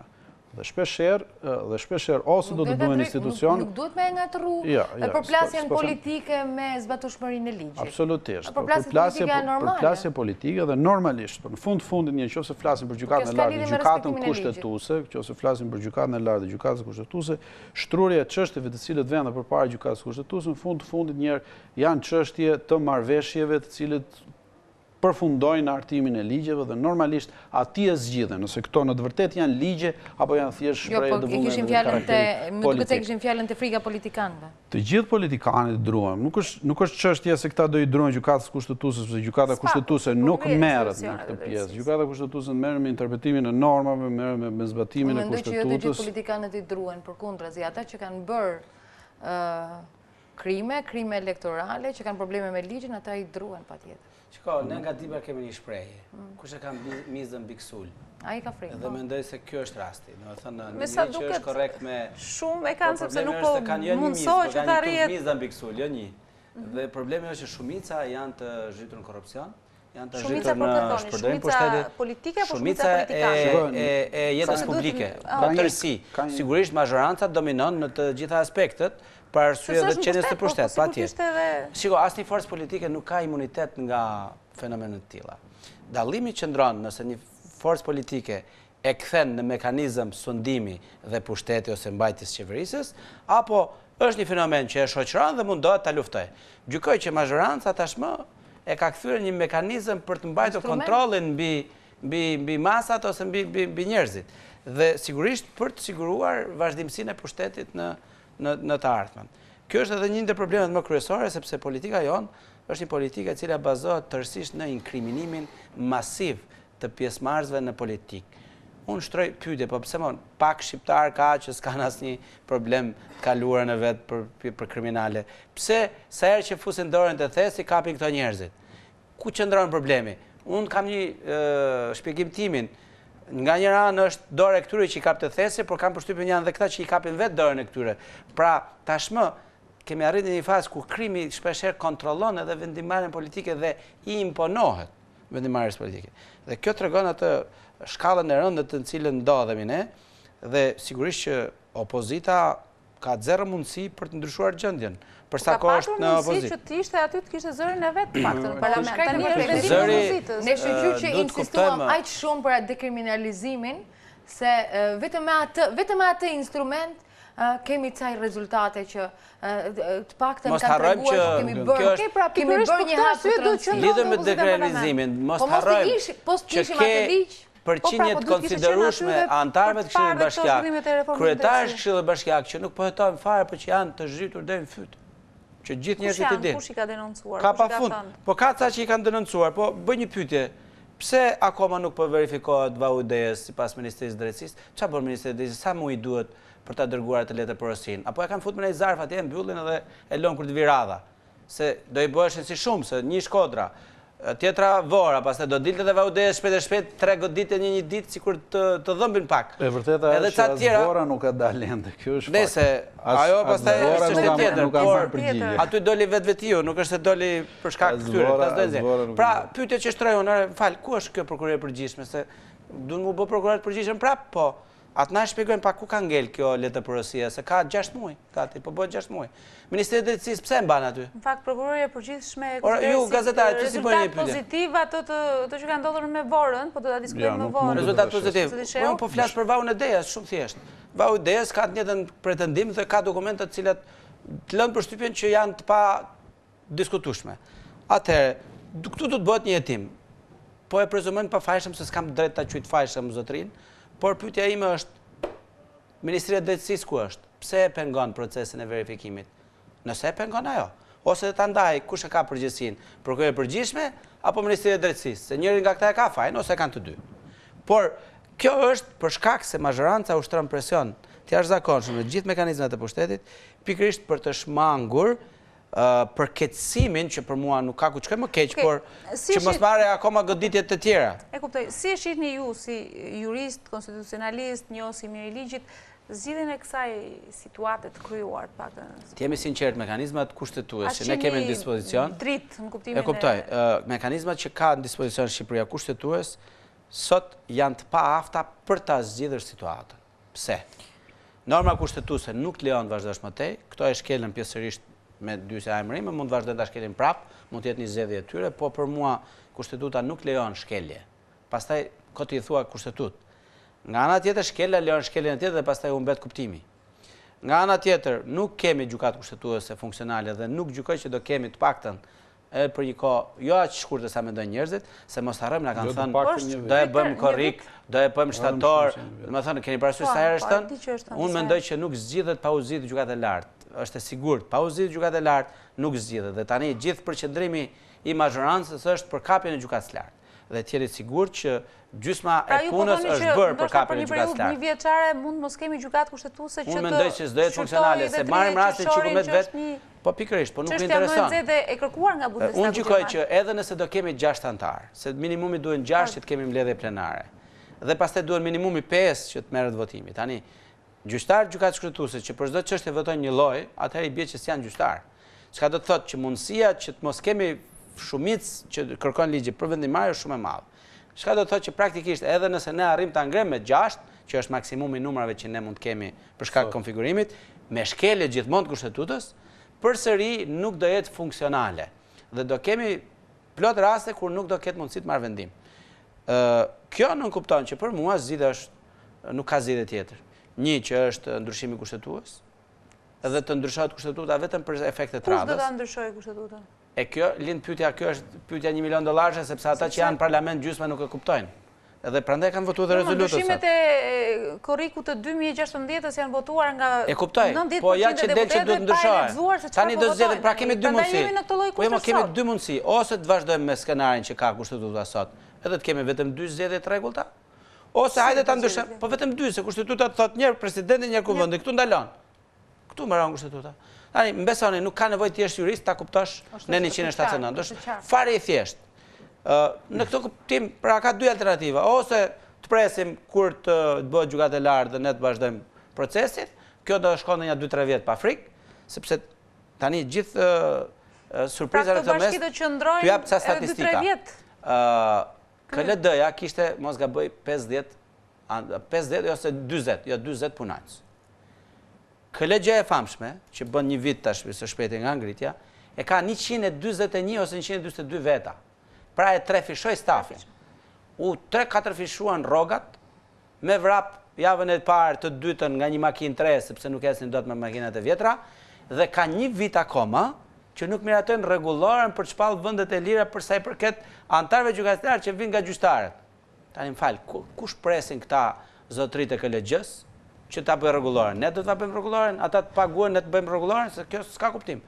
Pra është një pengesë e qëllimit dhe mendoj që i përshkon për shtat skenarit të radhës për kapjen e gjykatës së lartë. Me sa unë po kuptoj, të paktën edhe nga shpjegimi që u bët, gjykata kushtetuese do jetë është e vështirë për të krijuar. Për mua, zgjidhja përfundimtare vjen. Bashki vijojnë të qëndrojnë, opozita pretendon që ka vetëm një zgjidhje. Zgjedhjet menjëhershme politike dhe vendore për të rivendosur ekuilibrat politik. Nëse ne nuk rivendosim ekuilibrat politik, është e kotë. Një ekuilibër i ri politik. Zgjedhje me këtë kohë. Nuk kupton gjysmë të keqës do ishte, gjithsesi, edhe me S'ka këtë. rëndësi s'bëhet Do me thënë, çka kodizionon. nëse ne bëjmë të paktën 2-3 gjëra, të paktën një të depolitizojmë administrimin e zgjedhjeve, të heqim këta kamikazet e KQZ-s se s'ka pikë kuptimi, s'kan lidhje me detyrën e vetë. Dhe nëse ne do bëjmë 2-3 gjëra. Opozita kishte mundësinë t'i dërgonte edhe profesorët e saj në Komisionin Qendror të Zgjedhjeve. Vetë mënyra se si funksionojnë organe është totalisht, janë me urdhër partie gjithë ata. Më thënë ata marrin urdhër, aty na duhen njerëz të cilët nuk marrin urdhër. Ore, modeli më i mirë, sepse jo më larg se dje u prezantua disa modele, për mua kemi një model perfekt që është shumë afër nesh, që është i Kosovës. S'kemi nevojë pse është i eksperimentuar, ka të gjitha përparësitë që ne kemi, kryetari i gjykatës lartë është atje që shkon, janë disa elementë këtu do ngecim prapë, nëse s'kemi gjykatën e lartë, po do bëjmë një shpikje shqiptare edhe për këtë pjesë, po duhet kuptojmë që asnjë model nuk na shkon se ne jemi gjëja më e tmerrshme që ka bota sot si model. Edhe vendi më i keq afrikan nuk është si ne. Duhet të shkojë te zoti Shehu, sepse duhet ta mbyllim këtë argument, sepse nuk kemi shumë kohë. Zoti Shehu, si e shihni ju zgjidhjen e kësaj situate? Si shoh zgjedhjen e kësaj situate? Kjo zgjedhje do kome, do mos. Edhe kjo që thuhet që patjetër duhet të shkojmë në zgjedhje të parakohshme është një zgjedhje shumë e mirë që duhet të ishte për të gjithë. Të paktën të zgjedhësh institucione legjislative, të kemi një kuvend, një bashkësi deputetësh. Kryeministri thotë jam me majorancë në parlament, nuk kam arsye për shkon zgjedhje parakohshme. Absolutisht, ai nuk mundet të thotë gjë tjetër përveç se kësaj, sepse por ai se nuk ke një gjykatë kushtetuese i cili i thotë që ky lloj parlamenti që juve keni nuk mund të quhet parlament, nuk është mund të quhet dot kuvend, sepse në fund të fundit një është një kuvend i cili numrat i ka të cunguar, nuk ka përfaqësimin e opozitës dhe nuk ka një vlerësim që a duhet të legjitimohet si i tillë, a duhet të legjitimohen këto akte të cilët ata nxjerrin, kur në të vërtetë një kurumi që diktohet nga kushtetuta me një numër eksakt, normalisht nuk është respektuar dhe nuk është zbatuar në këtë rast. Të shkosh të zgjedhje të parakohshme nuk ka rëndësi se çfarë kodi, por ajo çfarë unë e konsideroj shumë të rëndësishme është që nëse neve shkojmë në zgjedhje pa institucionet e represionit, pa institucionet të cilët do garantojnë ligjin, që janë gjykata dhe prokurorit që do të garantojnë qytetarët nga realizimi, nga realizimi nëse neve kërkojmë të garantojmë nëse neve kërkojmë që të garantojmë zgjedhje të lira, detyrimisht problemi nuk do të shikojmë të kushtetuesja, nuk do të shikojmë të gjykata e lartë, sa do shikojmë të gjykatat e nivelit të ulët. Sot për sot, problemi nuk qëndron tek gjykata realisht për gjithë qytetarët ose në thelb edhe për procesin e zgjedhjes nuk qëndron tek këto dy institucione, por më saktë qëndron tek gjykatat e nivelit të ulët. Ne nuk kemi institucionet e gjykatës dhe të prokurorisë që garantojnë votën e lirë, dhe garantojnë prezencën e subjekteve të inkriminuara të cilët intimidojnë këdo lloj zgjedhësi i cili kërkon që në mënyrë të lishme të shfaqë vullnetin e vet. Neve nuk kemi një prokurori që të hetojë krimin zgjedhor. Prokurori përgjithshëm këto ditë besoj do votohet në parlament. Po shpresojmë që të votohet dhe t'japim fund kësaj maskarade me një prokuror të përkohshëm i cili nuk diktohet në asnjë lloj dispozite ligjore që duhet të jetë ky apo duhet të jetë ai. Sot neve jemi me një prokuror i legjitim që nuk del mbi bazën e dispozitave kushtetuese, nuk del me bazën e ligjeve që rregullojnë prokurorinë, funksionimin e prokurorisë për organizimin e saj. Pra, në tërësinë neve kemi një institucion i cili deri më tani ka diktuar transferimet, rregullimet, drejtimet e institucionit prokurorisë. Të gjitha të palishme. Sot po ta marrësh nëse do ishim në një vend tjetër dhe do kishim ditën e nesërme një prokuror ose një gjykatë të caktuar do t'i merrte që të gjitha pretencat dhe të gjitha kërkimet e prokurorëve deri në datën e emërimit si krejtësisht të palishme, sepse janë ilegjitim. Nuk mundet dot që të përfaqësojë akuzën një prokuror i cili është caktuar në detyrë nga një titullar ilegjitim. Autoriteti nuk e ka të përcaktuar nga një njeri i cili e gëzon këtë të drejtë nga kushtetuta. Dhe sot neve vazhdojmë të kemi, madje e kemi edhe kandidatë, e kemi të renditur dhe të dytë, një person që pranoi që ti ishte ilegjitim në drejtimin e një institucioni. Dhe ky është një fakt i cili realisht kjo duhet të na shqetësojë. Okej, në rregull, kemi krizën kushtetuese, por ajo çfarë është në gjykimin tim e rëndësishme është këta zgjedhës kush do t'i garantojë ditën e nesërme? Kush do të jetë ai i cili do procedojë menjëherë, do marrë masa, do ndërmarrë veprimet procedurale për t'i garantuar kurdo zgjedhësi të drejtën e vet, që mos të cënohet, që mos të nështrohet presionin, mos të kërcënohet, që voto për këtë ose për atë. Por gjithaj krimi elektoral, po si nuk u procedua një. një me thënë prokuroria që shikon, një e bëm shembull. Që kemi një prokuror i kur u bë vite përpara, nëse bani mend, mos gaboj, në qarkun e Firit kishte ca arrestime, u bën ca arrestime. Këtë vit fare ka filluar, se dim kur. Hetimin ka filluar. Po ka, se di, sa një vit sa u bë gati. Po tani... Afatin e ka 3 muaj prokuroria, po nuk prish punë, e zgjasim afatin me vetë. Para se të shkojmë tek argumenti, po duhet bëj një pyetje të fundit për këtë çështje, zoti Daci. Në fund të muajit dhjetor përfundon mandati e antarëve të Këshillit të Emërimeve në Drejtësi. A do ta rikthej edhe një herë situatën në një... E kthen në pikën 0 për një arsye shumë të thjeshtë, sepse ne do kemi probleme me antarët e rinj. Së pari, a do e shkelim prap ligjin që thot duhet të jenë të kaluar vettingun? Jam i sigurt që do e shkelim prap, se u bë udhë. Kjo është e keq që e shkeles ligjin. Së dyti, në gjykatën e lartë do vazhdoj të jetë po i njëjti prap, t'ja lëm përjetshëm ne, ta shpallim përjetshëm sa i përjetshëm është pa në gjykatë lartë. Ta bëm përjetshëm dhe të KED-ja, edhe jemi në rregull, sa i po bëm mandatin e dytë gjykatë lartë, edhe pse ka vendim të gjykatës lartë që i thot, vendim gjykatës kushtetuese që i thot stop. Dhe nuk u hetua asnjëherë, pse nuk u botua vendimi i gjykatës kushtetuese që i thoshte shkon në shtëpi dhe u botua kushtetuta përpara. Presidenti para lajmëroi edhe kallëzim për zotin Dvorani. Është çështje tjetër, nuk më intereson pjesa penale sepse nuk përfaqësoj presidentin edhe nuk kam autoritet të diskutoj mbi atë që vendosaj. Jo, e lidh me KED-n sepse mund të rikërkoj. Tani unë e shoh si qytetar, KED-ja mua më prodhon gjyqtarët e gjykatës kushtetuese. Që ti të prodhosh gjyqtar të ligjshëm, do të jesh vetë i ligjshëm dhe do të jetë vetë i moralshëm. Mua më duket se KED-ja në thelb është e paligjshme, sepse ka njerëz që nuk duhet të jenë atje, sepse nuk vinte nga radhat e magjistratëve. Kur erdhi puna për kandidate nga prokuroria e përgjithshme, vetëm Marta u kualifikua sepse vetëm zonja Marku ishte magjistrat në moment. Ndërkohë kur erdhi puna nga gjykata e lartë, kjo u tolerua. Pra, kur është i imi, unë e lejoj, kur s'është i imi, them nuk bën. Siç ndodhi edhe nga vetë KLG, nga KD edhe për kandidimin për inspektor të përgjithshëm. Pra, kriter ndalues na kishte dhe ta interpretojnë që s'kishte. Ndërkohë, për ca tjerë interpretohet që kishte. Ky është ta zbatosh ligjin tipike si te telenovela 14 vjeç dhënë, kur i thot ai ligji me shkopin me maliqin, origjinal. Ne kemi përfunduar në një republik bananësh, e thënë thjesht, ku fjala republik, fjala republik ka humbur kuptimin. Për mua, qofse krahasoj me periudhat, është tamam si diktatura e Sulës. Kush e njeh Romën e lashtë, jemi në një njëjtën situatë dhe e njëjta masakër që i bëj demokracisë në fillesat e saj në Rom, këtu po bëhet çdo ditë në Shqipëri. Por duhet të themi që ka edhe opozita përgjegjësi, sepse duhet kishte qenë aty. Sigurisht që gjithë shqiptar, edhe ne që jemi këtu në studio kemi përgjegjësi. Këtu çdo qytetar ka përgjegjësi, se nëse ne flem gjumë dhe ecim me teorinë e Nastradinit me zjarrin, pa dyshim që gjithëve do na bëhet keq dhe ne reagojmë vetëm kur na bëhet keq ne personalisht. Opozita tek e fundit është frym. Opozita është frym, nuk është strukturë. Mbi gjitha është frym, por nëse fryma dhe njerëzit nuk shohin rëndësinë që ka një çështje për jetën e tyre, nuk ka çfarë të bën as opozita as unë nëse mund të nxjerr. Jo, por opozita është e rëndësishme reformën drejtësi. Po padyshim që është shef, por problemi është që ne duhet kemi njerëzit duhet bëhen aleat me të mirë. Po këtë arsye duhet kishte qenë. Do thënë ajo që unë them është që shqiptarët e ndershëm duhet kuptojnë që Shqipëria po zbrazet, Shqipëria po dëmtohet çdo ditë, po varfrohet, po përdhunohet, të gjitha të këqijat. Atëherë ne kemi dy mundësi, ose të ikim edhe të valëm banditëve vendin, ose të qëndrojmë dhe ne të jemi një zë për të mbrojtur drejtat tona. Kështu si po shkon puna, praktikisht banditët bëjnë festë çdo ditë që një shqiptar largohet. Pse duhet të bëjnë festë banditët, më thonjë sa e them unë. Zonja Ademi, ku janë a ka përgjegjësi opozita në gjithë këtë situatë? Duhet të flasim hapur për ato që po ndodh në vend. Lufta me demonin dhe në këtë rast i inkriminuar, i korruptuar në sistem. Në një vend pa institucione, ne s'kemi më institucione. Nuk është lufta më e vështirë që nuk e kemi pasur dhe nuk e kemi kaluar ndonjëherë.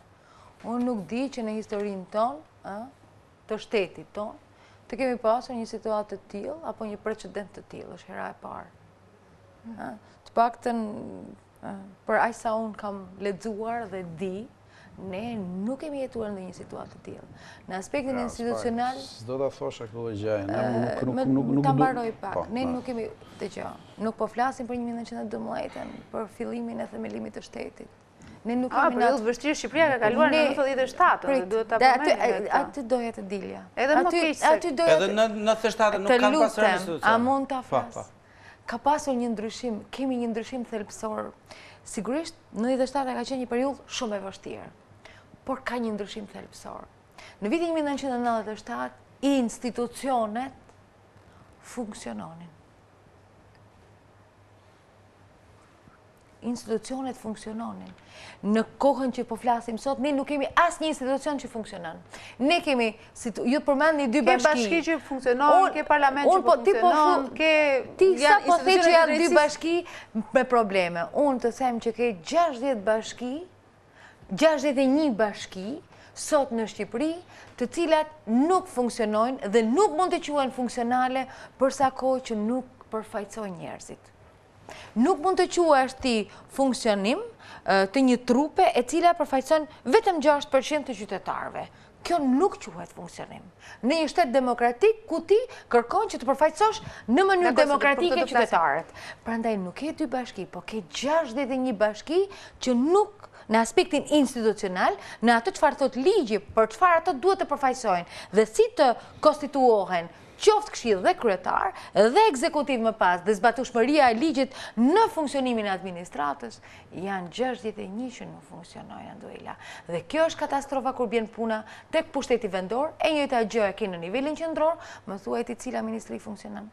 Të gjitha ministrit kanë ministrat përkatës. Unë nuk kam asnjë ministri që funksionon dhe kryen detyrat e veta me ligjin. Unë kam parë ministri që nuk bëjnë punë tjetër, vetëm bëjnë PPP të jashtëligjshme.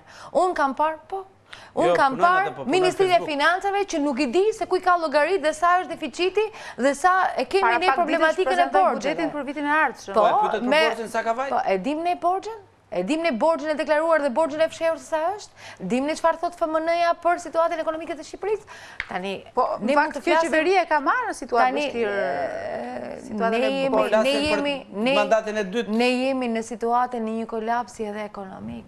Sepse ne asnjëri nga ne nuk e dim se sa është piramida e borxhit të krijuar për shkak të kontratave të parregullta të notarizuara në parlament, që as di, un kam përshtypjen që as llogarizin ti bëjnë. Un kam thënë edhe këtë, nesër opozita në qeverisje do ta ketë shumë të vështirë, qoftë për ta pastruar sistemin për ta bërë të qartë. Aq i koklavitor dhe aq i gënjeshtërt është bërë në sajtin e falsifikimit të dokumentuar, në sajt të dokumentave të falsifikuara që ka krijuar ky sistem totalisht i korruptuar edhe në aspektin institucional. Imagjino çfarë probleme është të mëdha kemi, e lëm reformën në drejtësi. Në aspektin e institucioneve të shtetit ne ja kalojmë jo 97. E kemi kaluar 97-ën, të paktën 97-ën, institucionet i kishim. Me problemet e veta, me presionin kriminal, sigurisht. 97-a urojmë që mos përsëritet sepse ka qenë populli me armë dorë, siç foli edhe presidenti sot. Institucionet kanë qenë. Institucionet kanë qenë, kemi pasur kryetar bashkish, kemi pasur trupa ekzekutive që funksiononin, kemi pasur në punësa civil që kanë punuar, kemi pasur gjykata, ka funksionuar. Pa sistemi në drejtësi. Zonja Ademi, nuk vlen të krahasohet. Presidenti ka thënë një gjë që mua më ka vrarë veshin shumë sot. Dhe më alarmon si qytetare, e lëm si politikane. Ka 3 mundësi, thaj. Ose ne do shkojmë në një përpjekje që nuk e di se si do t'jetë dhe do t'jetë shumë e rëndë, dhe fakti që ne nuk kemi, nuk po bëhen përpjekje si zgjidhet, bëhet një pyetje më përpara, si do zgjidhet. Unë mendoj që në atë parlament, si do qoftë presioni politik që kryeministri i bën, mbase gjithsecili duhet i tharras mendjes dhe ndërgjegjes si shqiptar për të bërë një hap prapa. Ndoshta pavarësisht se i përkasin të njëjtës forcë politike. Duhet të bëj një hap prapa sepse të qenurit shqiptar jemi edhe, po vjen edhe 28 nëntori dhe mbase duhet i reflektojmë atë themelimin e shtetit. Ku do të shënohet kjo hap? Ata mund ta bëjnë pavarësisht presionit politik që Rama i bën të gjithëve. Sepse ai bëri presion sot kur i tha, unë kërkoj tha që nga ana juaj mund ta jepni edhe një herë. Është presion politik ai që i bën të gjithë deputetëve. Mbase është momenti që të gjithë ata të mund të reflektojnë edhe të thrasin mendjes që ata mund të bëjnë një hap mrapa për të kthyer në kushtetutshmëri dhe në rregullin që duhet përzbatuar. Ne shkojmë vetëm në 30 sekonda, mund të flasim sepse do të kemi publicitet dhe hapësira marketingut është shumë e rëndësishme. Ajo çfarë duhet të them është një shprehje në politikë që askush nuk mund të udhëheqë vetëm. Ata janë njerëz si ai, që mendojnë si ai. Dhe ata njerëz të cilët mendojnë si ai, kanë mbrapa shumë njerëz të Sa do tjerë që probleme që mendojnë ke si një ai. njeri, Kështu që detyrimisht unë jam besimtare dhe besoj shumë tek Zoti, besoj tek Më lejoni të mbaroj. Më lejoni të vetëm lexoj. për besimin gjithë secili duhet i thras në gjigjen sepse ekziston një moment që ti duhet i thrasësh në gjigjen. Atëherë, ata janë njerëz që mendojnë si ai, eksakt si ai, të cilët dhe ata kanë një elektorat në mbrapa që mendojnë si ata. Populli mendon ndryshe dhe është totalisht ndryshe situata dhe gjykojnë si ata. Migracion dhe ikën mas tregon që populli është fakti ndryshe. që këta njerëz, familjarët e tyre njerëzve që i ikin, i mbështesin këtë forcë politike, do të thotë që realisht ky i përgjigjen një elektorati. Me 6%? I mbështesin dhe... Apo 5 krejt fare, biles. Mos të marrin, ne kemi zgjedhjet e fundit parlamentare, të cilët realisht reflektuan fitoren e kësaj force politike. Dhe këta njerëz janë në pushtet thjesht për këtë fakt. Në 2017 bildi për 2017 duket se i kishte përgjimet. Zonja Ademi, shkojmë në publicitet dhe ndoshta mund ta bëjmë këtë diskutim pas pak sekondash.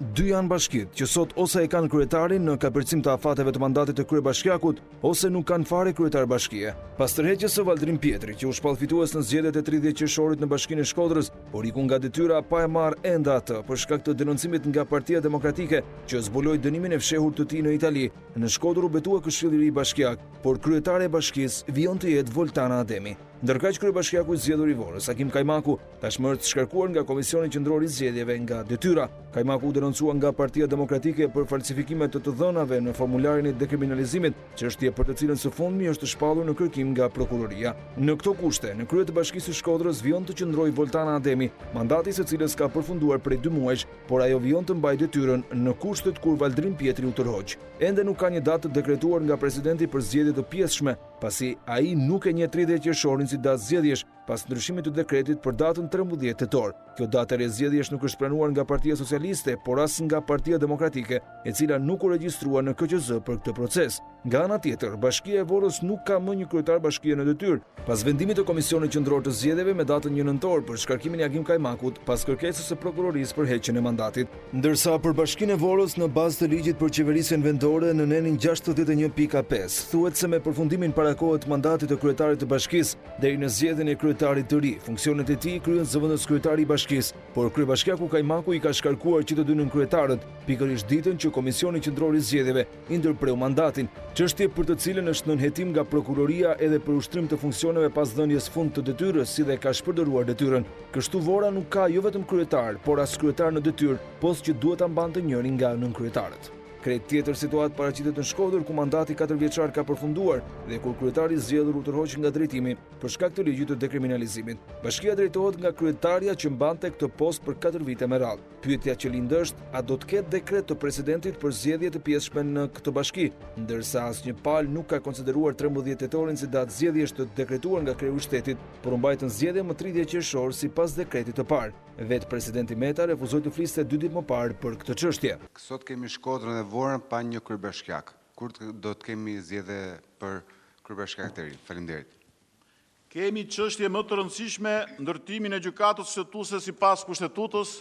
Ngritja e gjykatës kushtetuese do të zgjidhte ngërçin ligjor dhe politik në vend, pasi ky institucion pritet të shprehet për ankimin e bërë nga shoqatat e bashkive për 30 qershorin. Vendimi i gjykatës kushtetuese do të sqaronte në mënyrë përfundimtare pozicionet e palëve mbi ligjshmërinë e 30 qershorit. Në këtë votime opozita e bashkuar nuk mori pjesë, pasi që prej muajit shkurt dorëzoi mandatet në kuvend dhe kërkon largimin e qeverisë Rama, duke akuzuar atës të lidhur me krimin elektoral.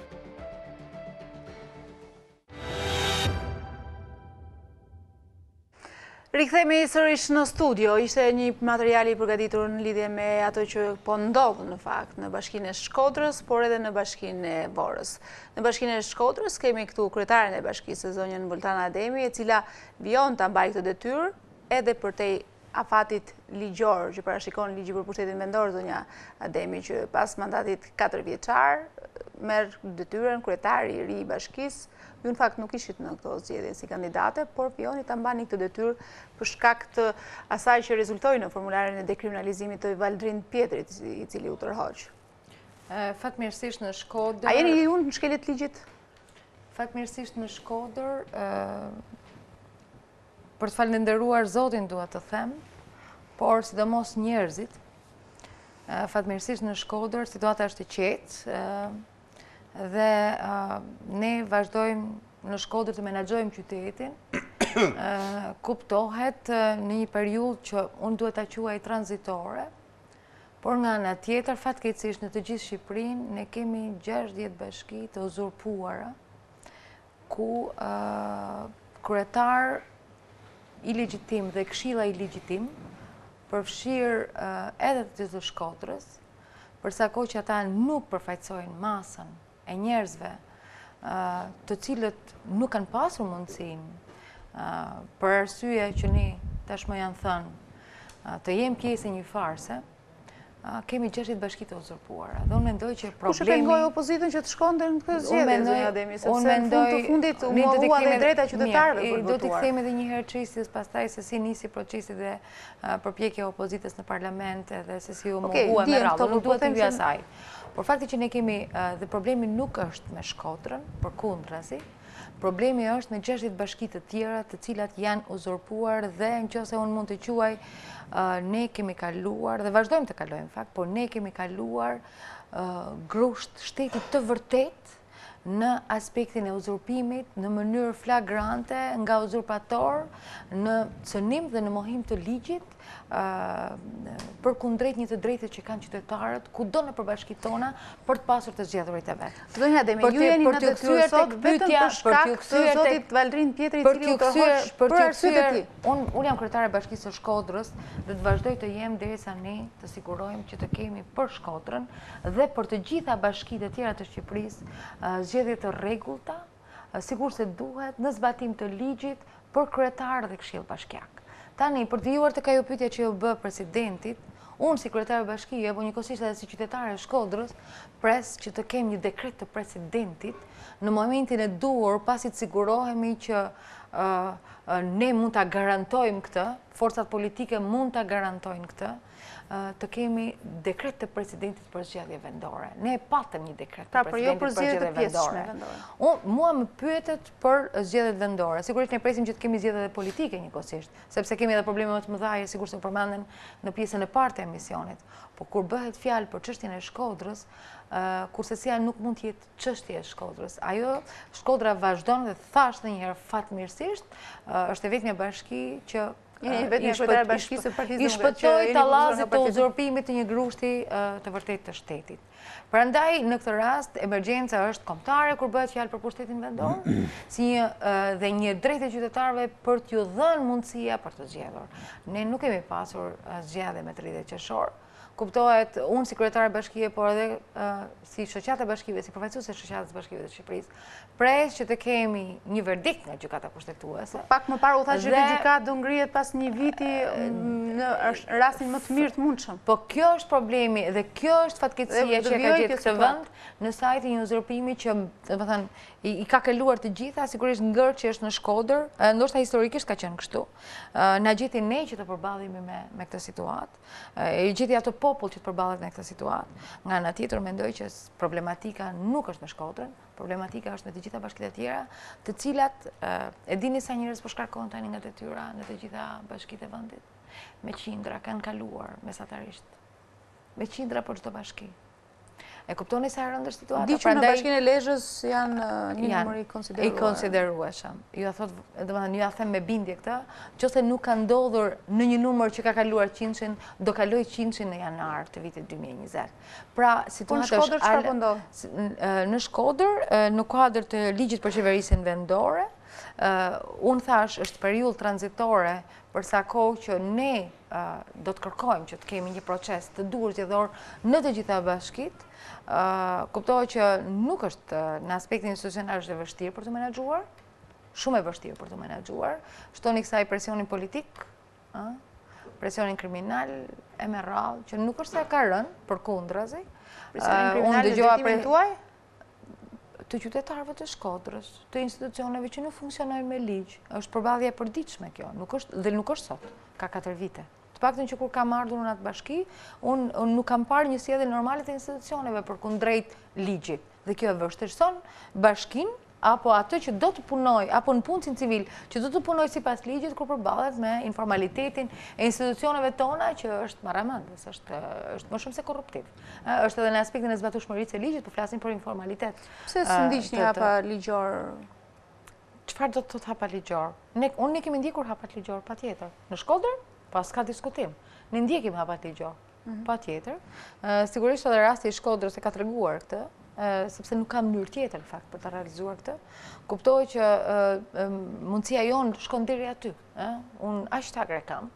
Ushtroj funksionin sekretare bashkie për ato takre që më ka dhënë ligji, për atë funksion që më ka dhënë ligji, pastaj përtej nuk është diçka që i takon kryetarit bashkisë. Pastaj për marrëdhënien me Këshillin e Bashkisë, po duhet ndalem pak tek Bashkia e Nuk e Vorës. di mund të quhet këshill, përfaqëson 6% të zgjedhësve. Ama janë të zgjedhur dhe janë të betuar në... Për 6% të detyruar për të shkuar. Siç u betuar përpara presidentit. Po, për 6% për të shkuar të votuar. Dhe nuk mendoj që përfaqësojnë 212.000 banor të qytetit të Bashkisë së Shkodrës. Në këtë rast, kur flasim për pushtet vendore, flasim për legjitimitet apo ilegitimitet. Dhe në këtë rast, sigurisht, ajo trup nuk mund të jetë përfaqësuese të zgjedhurve, e zgjedhësve. Është e pamundur. E kuptova. Zoti Shehu, e kam cilësuar ose titulluar këtë pjesë të dytë e emisionit Drithijet e Bashkisë së Shkodrës dhe të Vorës. Ju jeni avokat i zotit Agim Kajmaku, i cili është shkarkuar nga detyra nga Komisioni Qendror i Zgjedhjeve pas kërkesës së prokurorisë për zotin Kajmaku për të hequr mandatin, sepse ajo është në konflikt ose më saktë nuk ka deklaruar në formularin e deklarimit të dekriminalizimit të dhënat e tij në lidhje me ndjekjen që ka patur në Greqi, apo më tej që ju i dini më të detajuara këto detaje. Sot Kajmaku është në fakt në kërkim nga prokuroria.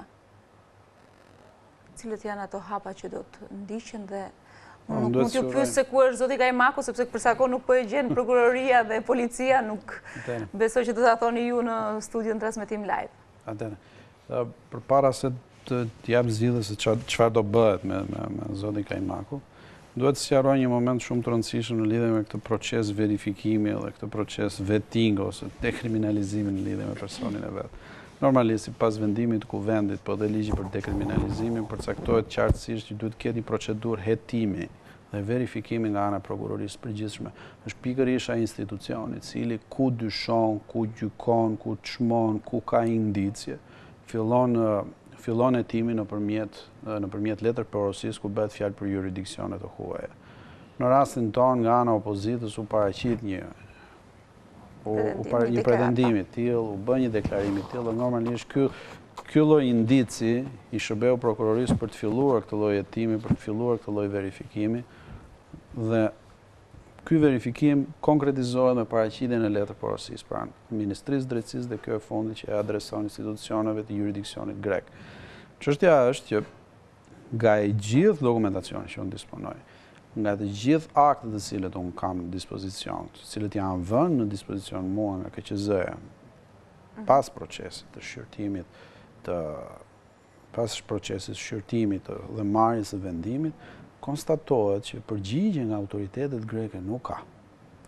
Si nuk ka përgjigje? Nuk ka përgjigje, është çuar letra. Po, si mund ta bëjë kërkesën prokuroria një institucioni, kur nuk ka përgjigje për një pretendim? Po, eksakt, nuk ka një përgjigje, prokuroria e përgjithshme mbylli krejtësisht hetimin, mori vendim dhe tha që ne nuk kemi informacion në lidhje me dënimin ose jo dënimin, po kemi bërë një klik tek websajti i faqes Interpoli dhe aty ka rezultuar që ka një urdhër arresti.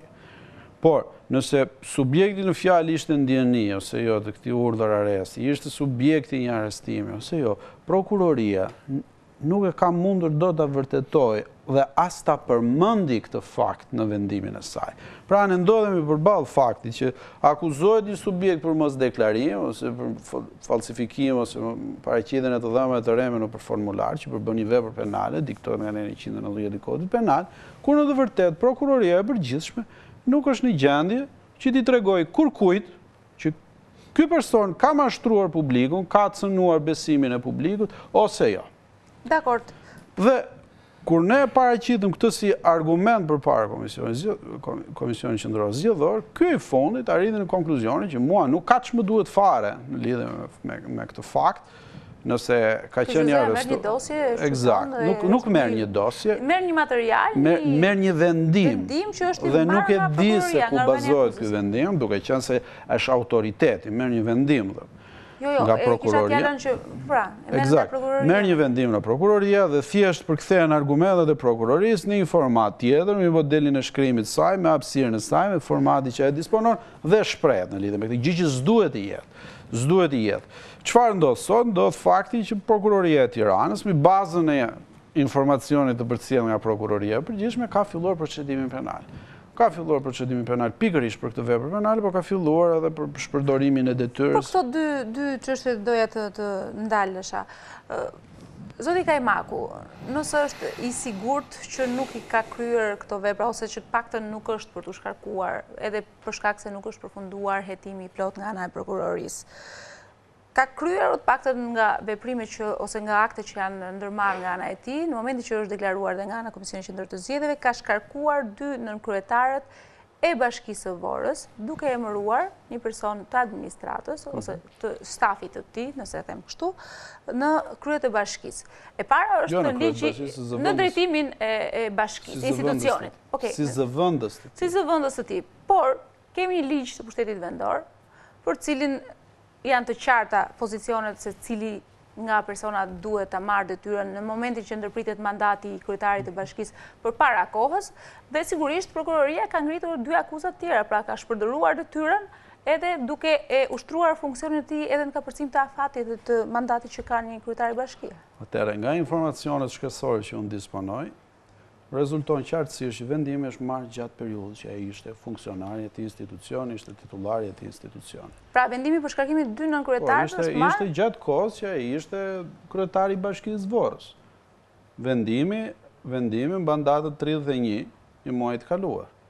Gjë që ai në datën 31, që është protokolluar. Me datën 1 nëntor është bërë marrë vendimi nga ana e Komisionit Qendror të Zgjedhjeve. Një ditë më përpara personi ka marrë një. Ditën e diel është marrë vendimi nga ana e është dita e diel, data 1, data 1 ishte ditë e premte, data 31 ishte dita e enjte. Dhe normalisht ishte në kushtet e marrjes së një vendimi të tillë. Ai persona ka firmosur. Pra e dinte zoti Kajmaku që do shkarkohej? Nuk e di këtë gjë, nëse do shkarkohej ose jo, punët e veta, deri në momentin e realizimit të kësaj detyrës së tij dhe deri në momentin e shkarkimit i dinte ai detyrat, edhe qëllimet e veta. Çështja është që nëse filloj një procedim pikërisht për këtë gjë, duhet kemi parasysh që provat shkresore janë krejtësisht të kundërta.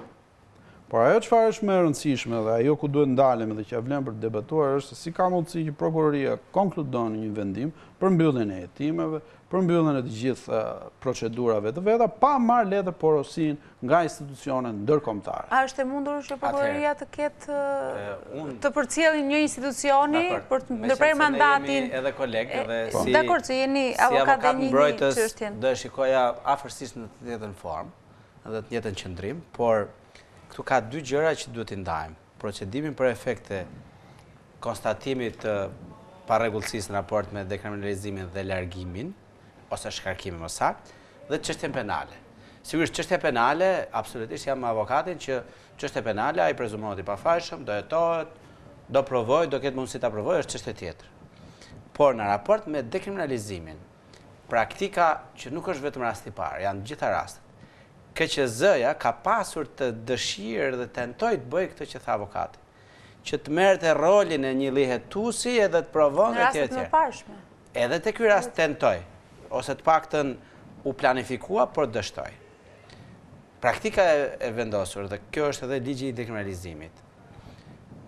KQZ-ja nuk bën asnjë lloj hetimi. KQZ-ja thjesht konstaton faktin që i dërgon prokuroria. Është përgjegjësia e prokurorisë për të provuar apo jo, do jap prokuroria.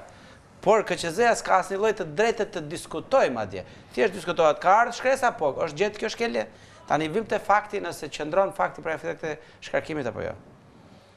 Sipas rregullave të Interpolit, se këtu futet pastaj pjesë që njerëzit nuk e dinë. Ajo që quhet alert ose e kuqe, tabela e kuqe e kërkimit, nuk futet dot nëse nuk dorëzohet dokumentacioni pranë Komisionit Interpolit e me radhë.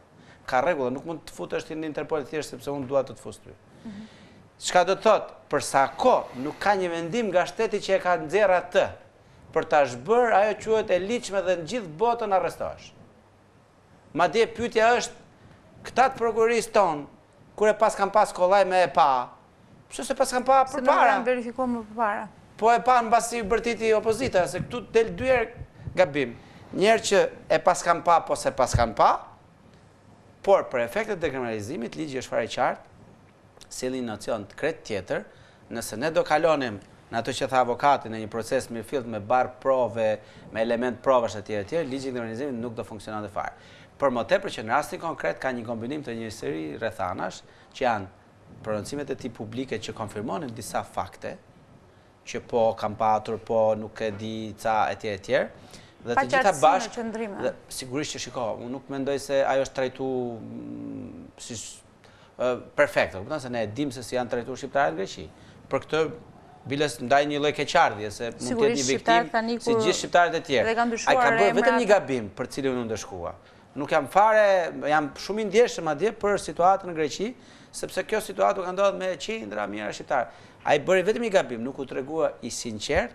Po pra, kjo është në momentin e deklarimit dhe provoi me deklaratat e veta provoi praktikisht, sepse ai përpara se të ndodhte kjo kishte bërë prokur që kërkonte në Greqi këtë informacion. Pra, faktet ishin mjaftueshme për shkarkimin nga detyra. Për sa i përket procedimit penal, sigurisht ha debat, sepse unë gjykoj që edhe për efektet të akuzave që janë bërë për shpërdorim detyre, ka një ngarkesë rasti dhe më duket se ka edhe ngarkesë të shtuar dhe artificiale. Sigurisht që avokati do duhet ta sqarojë më mirë për efektet mbrojtjes, por në përgjithësi këto lloj raste kur bëhen kështu pastaj marrin edhe ngarkesa më tepër se sa duhet. Do ta pyes më pas zotin Shehu në fakt për mbrojtjen që do i bëj që po i bënin në fakt në institucionet e drejtësisë. Zonja Demi, ka qenë një rast pothuajse i ngjashëm ai Valdrin Pjetrit në Shkodër. I ngjashëm me zotin Kajmaku, që tashmë nuk është as kryetar bashkie, por dua ta... Në aspektin bëhet fjalë për dekriminalizimin mund të quhet i ngjashëm? Jo, dua ta bëj pyetjen në formë të tillë që ju si opozita atje, sepse opozita si Parti Demokratike dhe opozitës, ju si kryetare bashkie, a i kishit më herët këto informacione që zoti Pjetri kishte këtë të shkuar dhe që ishit deri diku edhe më të garantuar për të vituar? Prononcimi i Partisë Demokratike përmes sekretarit të përgjithshëm u bë publik në momentin që ne kishim, Partia Demokratike kishte disa indikacione dhe mendoj që kishte edhe denoncime që vinin nga shumë zëra dhe nga shumë njerëz. Kuptoj që ato ishin merrni Pjetri me Sadiun ka qenë dhe në administratë, ka punuar, bashkëpunuar me Partinë Demokratike do të kërkonin kohë. Personalisht e kam thënë edhe në një emision tjetër, unë kam marrë mesazhe, ndoshta, domethënë pas 30 qershorit, mbaj mend, dhe kam marrë shumë. Por nga ana tjetër, të them të drejtën, më ngjante, mua më duket pa besueshme, se nuk mendoj që dikush duhet të marrë përsipër dhe domethënë duket e pa imagjinueshme që të marrë dikush përsipër një hap të tillë. Por faktet dolën dhe ishin ndryshe. Kuptoj që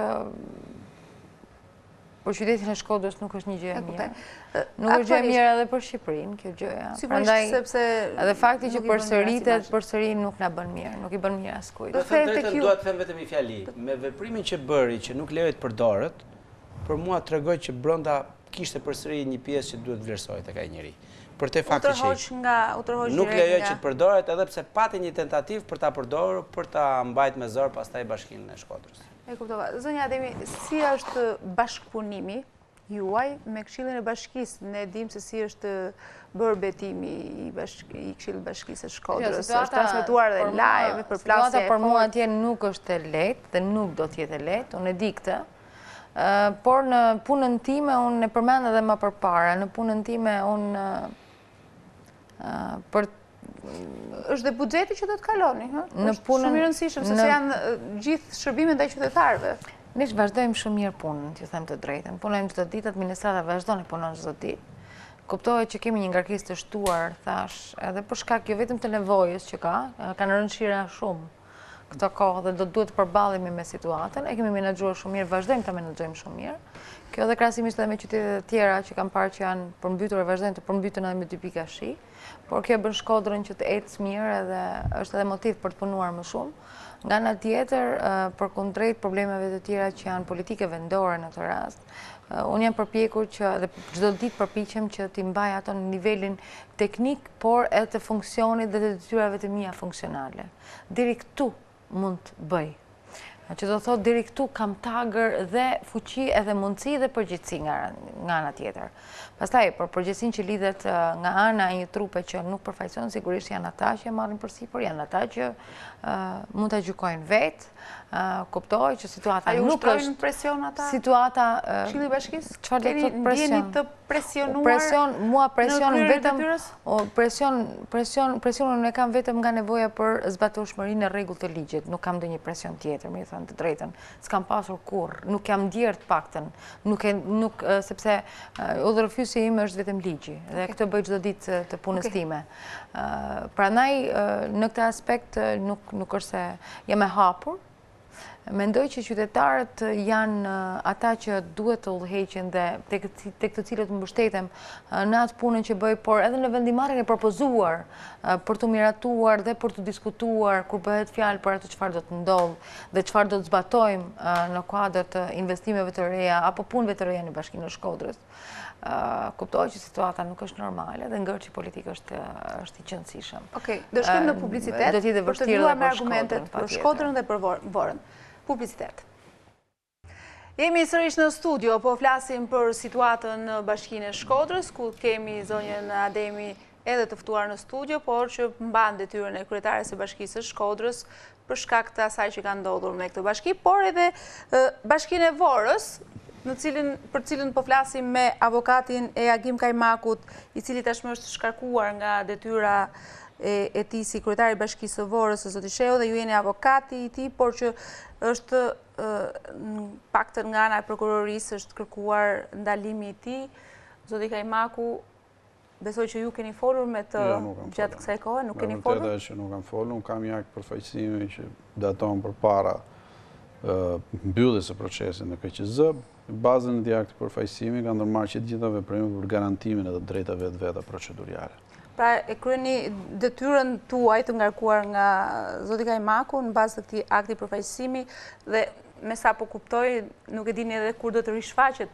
Po nuk ka arsye përse të rishfaqet kur kemi një lloj represion. Pse do të shihej për sa kohë ju thashë prokuroria kemi një represion, kemi një represion edhe masa krejtësisht të pa justifikuara, të pa arsyeshme, të pa bazuara, krejtësisht të motivuara jo nga qëllime të ligjshme, sepse fakti është që ka mbi 100 procedime penale të cilët kanë qenë pushuara në lidhje me zbatimin e 190 kodit penal që lidhet me falsifikimet e kësaj natyre të formularëve, dhe e vërteta është që asnjëri prej tyre nuk ka shkuar përpara ndjekjes penale, askush nuk është proceduar, askush nuk është dënuar, dhe e vërteta është që pikërisht ndodhi për zonin Kajmaku. Dhe normalisht në këto lloj kushte duhet kemi parasysh edhe një element shumë të rëndësishëm. Ditën e diel në orët e para të mëngjesit banesën e vet janë paraqitur forcat shumë të policie. Rreth orës 5:30-6 janë paraqitur, kanë kërkuar zonin Kajmaku. Prokurori ka kërkuar ndalimin e tij, sigurisht që do të drejt. Prokurori e ka kërkuar këtë lloj gjë në dhomë këshillimi, pa prezencën e palëve, ku shumë mirë mund të lajmëronte dhe nuk kishte arsye pse mos ta lajmëronte zotin Kajmaku, nuk kishte shkaqe pse mos ta. Mund të lajmërohet personi që do arrestohet, që po vjen të arrestohet. Absolutisht lajmërohet në momentin që paraqitet kërkesa në gjykatë. Kjo është ndër të këqijat e kodit procedurës, e prishën një standard që ishte shumë herë më i mirë. Shumë herë më i mirë. Ka pasur një përcaktim që qartësisht ti shkon përpara gjykatës, vlerësohet masa ndaj teje, ke të drejtë mbrohesh. Po jo në mungesë. Po jo në mungesë. Në terë të plot ditën e shtunë. Ngrihet prokurori, paraqit ditën e premte kërkesë në gjykatë, prokuroria në dhomë këshillimi, merr vendim dhe fakti është që unë edhe sot e kësaj dite nuk jam në dieni të kontentit dhe të argumentimit që ka bërë gjykata në lidhje me këtë vendim. Unë di vetëm një numër dhe një datë për këtë vendim që është marrë. Në lidhje me përmbajtjen nuk ja u vëm dispozicion, thot gjykata. Madje i paraqita dhe kërkesë, dhe kjo është pasqyruar edhe në media, në lidhje me informacionet dhe me çbazën juve ngriheni që filloni procedimin e këtij lloj personi, që kërkoni arrestimin e këtij lloj personi. Dhe ironike që është fakti që askush nuk ka deklaruar publikisht që ky person është në kërkim, apo ndaj tij është marrë një vendim arresti. Jam fjalë, po, Pse fshihet atëherë? Jam fjalë, po, pikërisht pra sepse është ky element represiv i cili është ndaj atij. Po s'është deklaruar, në momentin, po, patjetër. Në momentin që paraqiten forcat e shumta policore dhe threthojnë shtëpinë, në momentin që këto forca policore nuk i lëshojnë si në çdo vend të botës një dokument dhe thonë, neve kërkojmë paraqitjen e zotit Kajmaku, neve kemi një urdhër arresti për të. Ja paraqesin në çdo derë shtëpie që hyn, kudo në botë, forcat e rendit, të cilët synojnë kontrollin, edhe arrestimin, ndalimin, shoqërimin, çfarëdo lloj veprimi tjetër. Pra ju nuk procedurial, policor që ndërmarrin, këta persona paraqisin, këta oficer policie paraqisin një dokument dhe ja vënë në dispozicion personit parë që është prezent. Dhe i lexojnë një sër të drejtash proceduriale dhe shkaqet pse kanë ardhur. Në moment nuk janë paraqitur, nuk është paraqitur asnjë shkak, nuk është treguar asnjë arsye, nuk është referuar në asnjë lloj dokumenti, vetëm fjalë ndërdhëm. Në kushtet kur ti ndodhesh përballë faktit që forcat e policisë të bujtin në shtëpinë tënde, të prezantohen pa identifikuar qëllimin, arsyen dhe shkaqet, normalisht e vetmja gjë që të ngele të bësh është që ti shmangesh këtyre veprimeve represive, të pa justifikuara, të pa argumentuara, dhe që nuk të janë bërë të ditur shkaqet. Pra me sa unë po kuptoj, zoti Shehu, ne kemi edhe filmimet e kamerave, gjitha kamerave të banesës. Po, besoj ju shërbejnë ju në momentin që të bëni mbrojtjen që janë prezent, që kanë qenë prezent në banesën e tij për shkaqe të arsyes së sigurisë së vet personale në pikat hyrëse të saj, dhe rezulton që forcat e policisë nuk paraqitin qoftë një dokument. Apo verbalisht të thoshin, ne jemi këtu me bazë një urdhri, 1, 2, 3, 4, apo çfarë do lloj arsye që ata të kishin. Në këto rrethana çfarë do bënte kushdo. Kjo gjë mund të, po eksakt. Do të përballej me S'ka përse, kjo gjë mund të ndodhë edhe presidentit e Republikës. Ma kupton, kjo gjë i ndodh kujdo, forcat e policisë rrethojnë banesën dhe ti ndodhesh përballë faktit që kurkush nuk t'i jep arsye pse ti ndalohesh. Pra, zoti Kajmaku nuk do të shfaqet pa u mbyllur këtë çështje. Ky duhet si një film i Oliver Stone. Ndalohet nga policia. Ky është fiksi ndër filmat e Oliver Stoneit, ku ti je në kushtet, kur ti nuk di gjë, kur ty nuk të tregohet asnjë gjë. Ai din gjë sepse vendimi i Komisionit Qendror të Zgjedhjeve dhe gjithë kjo vendimi politike që është bërë. Vendimi i Komisionit Zgjedhor ne nuk do t'i presupozojmë gjërat. Ne jemi në një shtet demokratik dhe pluralist. Neve themi që jemi kushtet e zbatimit të kushtetutit, ligjeve të kodit procedurës, kodit penal, të gjitha këtyre lloj akteve dhe ne nuk i prezumojmë gjërat nga informacionet mediatike. Ne i prezumojmë gjërat me bazën e dokumentacionit, Vendimi i KQZ-s është një vendim shkarkimi, nuk është një vendim arrestimi. Ai nuk arrestohet nga KQZ-ja, ai arrestohet nga policia, ai arrestohet me bazën e një urdhrit prokurorit. Urdhri prokurorit del ose me iniciativën e vet, ose kur e ka certifikuar dhe konfirmuar nga vetë gjykata. Kjo gjë duhet të kishte ndodhur, gjë të cilën neve dim vetëm zhurmë. Në qoftë se juve keni kopje të këtij vendimi gjyqësor, mua realisht do të më bëni një nder shumë të madh më herë. Ju e keni kërkuar si avokat? Absolutisht kemi paraqitur kërkesë për kopje të urdhrit, në njëjtën kohë për t'i garantuar atij që të shkojë përpara një gjykate ku unë të paktën të debatoj me gjykatën, ka paraqitur apelin dhe ata apelun e kanë paraqitur pa shkaqe, me mundësi që në seancë të kem hapësirë për të argumentuar dhe për të mbrojtur klientin tim. Okej, deri momentin që klienti juaj... Kjo është në lidhje me çështjen penale, në lidhje me atë çfarë është më e rëndësishme dhe pikërisht për atë që tham, për garantimin e të drejtës së qytetarit. Nuk flasim këtu. Agim Kajmaku nuk ka lidhje më me mandatin. Mandati që nga KQZ-ja, neve jemi duke përgatitur kërkesë padin për të zgjidhur pikërisht atë që dhe vetë anëtarët e komisionit e ngritën për shqyrtime dhe thanë, ka një përplasje midis ligjit, po absolutisht për vendimin që ja ka marrë. KQZ-ja vetëm konstaton atë që atëherë, siç u thash, edhe vetë ka dhe një problem shumë të madh në lidhje me atë vendim, lidhet me faktin e shfaqjes së vullnetit përpara se të merrej vendimi, më lëni ta mbaroj këtë lloj, ku vetë anëtarët e KQZ-s kanë thënë që midis ligjit për dekriminalizimin të 2015-s dhe vendimit të kuvendit ka një përplasje, ka një kapërcim të dispozitave ligjore. Dhe duhet kemi parasysh që e drejta për të zgjedhur dhe për të zgjedhur është një drejt kushtetuese dhe një drejt e njeriut. Dhe kur nuk mundet dot, këtë duhet ta sqaroj, nuk mundet dot që këto të drejta të kufizohen në këtë lloj mënyre pa një normë ligjore, jo me vendim kuvend. Jemi në limitet kohore dhe prandaj po përpiqem që t'ju ndërprezet t'ju koncentroj. Daci, komenti juaj, situata të ndryshme, Shkodra, Vora, u argumentuan edhe nga pikpamja formale, sigurisht janë ndryshme se si rast ka karakteristikat e vetë. Sigurisht vazhdimi i mandatit është një drejt që buron nga ligji për do të korrigjoj edhe juve se e tha që parë që është e paligjshme, jo. Neni 60 i ligjit për veçeverisjen në pikën 5 thotë që mandati fillon në momentin kur bën betimin dhe mbaron kur bën betimin i riu. Por gjithë kjo tymnaj u ngrit nga njerëz që dilnin media gjatë kohës para votimeve, më saktë para votimeve të 3 qershorit, u ngrit si një pretekst sepse duhet mbaheshin zgjedhjet se gjoja na ngelshin pa mandat. Dhe arrin deri atje me ato propagandën tamam si gëlbeset e vegjël të epokës moderne, të thonin që shiko se na ngelin bashkit pa kryetar, o burrat i bëjmë. Pra ky është logjika. Pra në këtë rast shërbimet ndaj qytetarëve pa u kryer. Po, që ishte as pak e vërtet, dhe ishte një aq më pak pastaj kur fillojnë kryetar bashkisht, pastaj që ju duket vetë si filozof edhe pse s'kan diplomë akoma. Edhe fillojnë dhe gjykojnë dhe njerëz që s'kan aftësinë. Fjalia e fundit. Fjalia e fundit është që situata është e njëjtë, edhe pse duket e ndryshme. Ky pushtet është i lidhur në mënyrë simbiotike me krimin. Që ne shpëtojmë nga krimi, duhet shpëtojmë nga ky pushtet. E kuptova. Zonja Ademi, pyetja fundit, në fakt sepse jemi në limitet kohore, nëse do të ishim në kushte që opozita do të ishte në garë, a do të rikandidonit për Bashkinë e Shkodrës, dhe cila është marrëdhënia juaj me Josefina Topallin dhe me Lulzim Bashën? Është pyetje që sigurisht opinioni publik do që të di dhe një përcentim tuaj. Nuk e prit fare. E di që se pristit, po pse puna e gazetare të shka. Unë jam e sinqertë edhe do filloj nga fundi, unë jam antare e Partisë Demokratike dhe jam herët në Partinë Demokratike. Do më thënë herët datoj 1996, prindit e mi kanë qenë, nëna ime ka qenë antare kryesie. Më pyete, unë për mua është rëndësishme, sigurisht duke qenë antare partije, ka marrëdhënie jo vetëm institucionale me të gjithë kolegët, me kryetarët, pra me të gjithë kryetarët,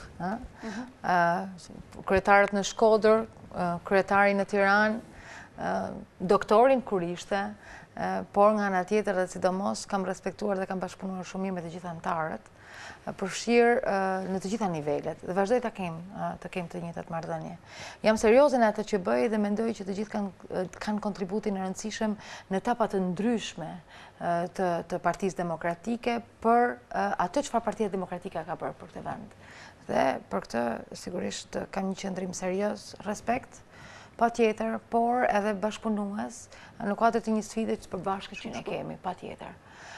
Kuptoj që kjo është ajo që më udhëheq në punën time dhe edhe me kolegët, jo vetëm në brenda Partisë Demokratike. Me këtë besoj që ju përgjigja pyetjes, do ta lexoni. Ne komunikojmë me kryetarin në vazhdimsi çdo ditë. Shpesh kur kemi probleme, kur kemi takime, gjatë problematikave që ishin për të gjithë Shqipërinë në 30 qershorit, ka qenë më intensive, sigurisht, sepse në varësi të problematikave që kemi, kuptohet, unë jam njëri aktive dhe duke qenë shumë aktive, kuptohet që nga njëherë jam insistuese dhe ne diskutojmë, kuptohet që përpiqemi që të punojmë në grup dhe të diskutojmë në grup. Josefina Topalli është një ndër gratë që ka dhënë një kontribut rëndësishëm për Partinë Demokratike dhe tek Partia Demokratike. Unë kam qenë ndikuar anëtare e shtabit e pjesëmarrëse në procese zgjedhore kur zonja Topalli është zgjedhur. E kam takuar para 2 javësh, ndoshta para 2 javësh, kuptoj që thashë edhe rris theksoj. Të gjithë njerëzit e Partisë Demokratike që kanë dhënë një kontribut tek Partia Demokratike merojnë respektin për kontributin që Partia Demokratike ka dhënë në proceset zhvilluese të vendit. A do të rikandidonit për Bashkinë e Shkodrës? Lidhur me kandidimin, unë nuk mendoj që jemi në këtë fazë. Unë vazhdoj, ne jemi akoma herët për të diskutuar çështjet zgjedhore. Sigurisht është një sfidë. Ajo që dua të theksoj është që projekti i Bashkisë Shkodër 4 vjet ka që ka nisur, do duhet të vazhdoj dhe pa diskutim që unë do të jem atje për dhënë kontributin tim ashtu sikurse E kam dhënë me atë sinceritetin, përgjithësinë, por edhe profesionalizmin, që përpiqem ta vendos në rrallë të parë kur bëhet fjalë për menaxhimin vendor. Zonja Ademi, unë ju falenderoj për që ishit sonte në këtë tryezë, në këtë diskutim. Kemi folur për gjykatën kushtetuese dhe një konflikt, një debat i hapur tashmë mes presidentit dhe kryeministit ose majorancës, por në mënyrë specifike për Bashkinë e Shkodrës. Unë ju falenderoj që keni ardhur dhe nga Shkodra për të qenë prezente sonte me neve. Faleminderit shumë. Faleminderit edhe ju. Falenderoj edhe zotin Isuf Shehu, avokati Agim Kajmakut, për sigurisht jurist dhe avokati i njohur dhe që keni kontributin tuaj për sa i përket njohjes së ligjit dhe interpretimit të tij, dhe zotin Jordan Daci, i cili është konstitucionalist, avokat, njohës i mirë i ligjit, dhe sigurisht keni kontribut edhe ju në këtë drejtim, dhe sigurisht replika që u shpalosën sonte i vlen edhe për opinionin publik. Unë ju falenderoj që të treve që ishit me neve sonte, të nderuar teleshikues. Shpresoj që kemi fol pa protokoll në këtë mbrëmje të sotshme për sa i përket këtyre dy çështjeve më të rëndësishme që në fakt janë në pjesë e debatit publik politik të ditëve të fundit, Beteja majorancë presidencë, por edhe dy bashkitë të cilat tashmë janë ende pa një orientim final për sa i përket një date të zgjedhjeve të pjesshme apo jo. Sigurisht ka patur debat dhe diskutim të gjatë mbrëmjen e sotme. Unë ju falenderoj dhe do të shihemi sërish të premten e ardhshme.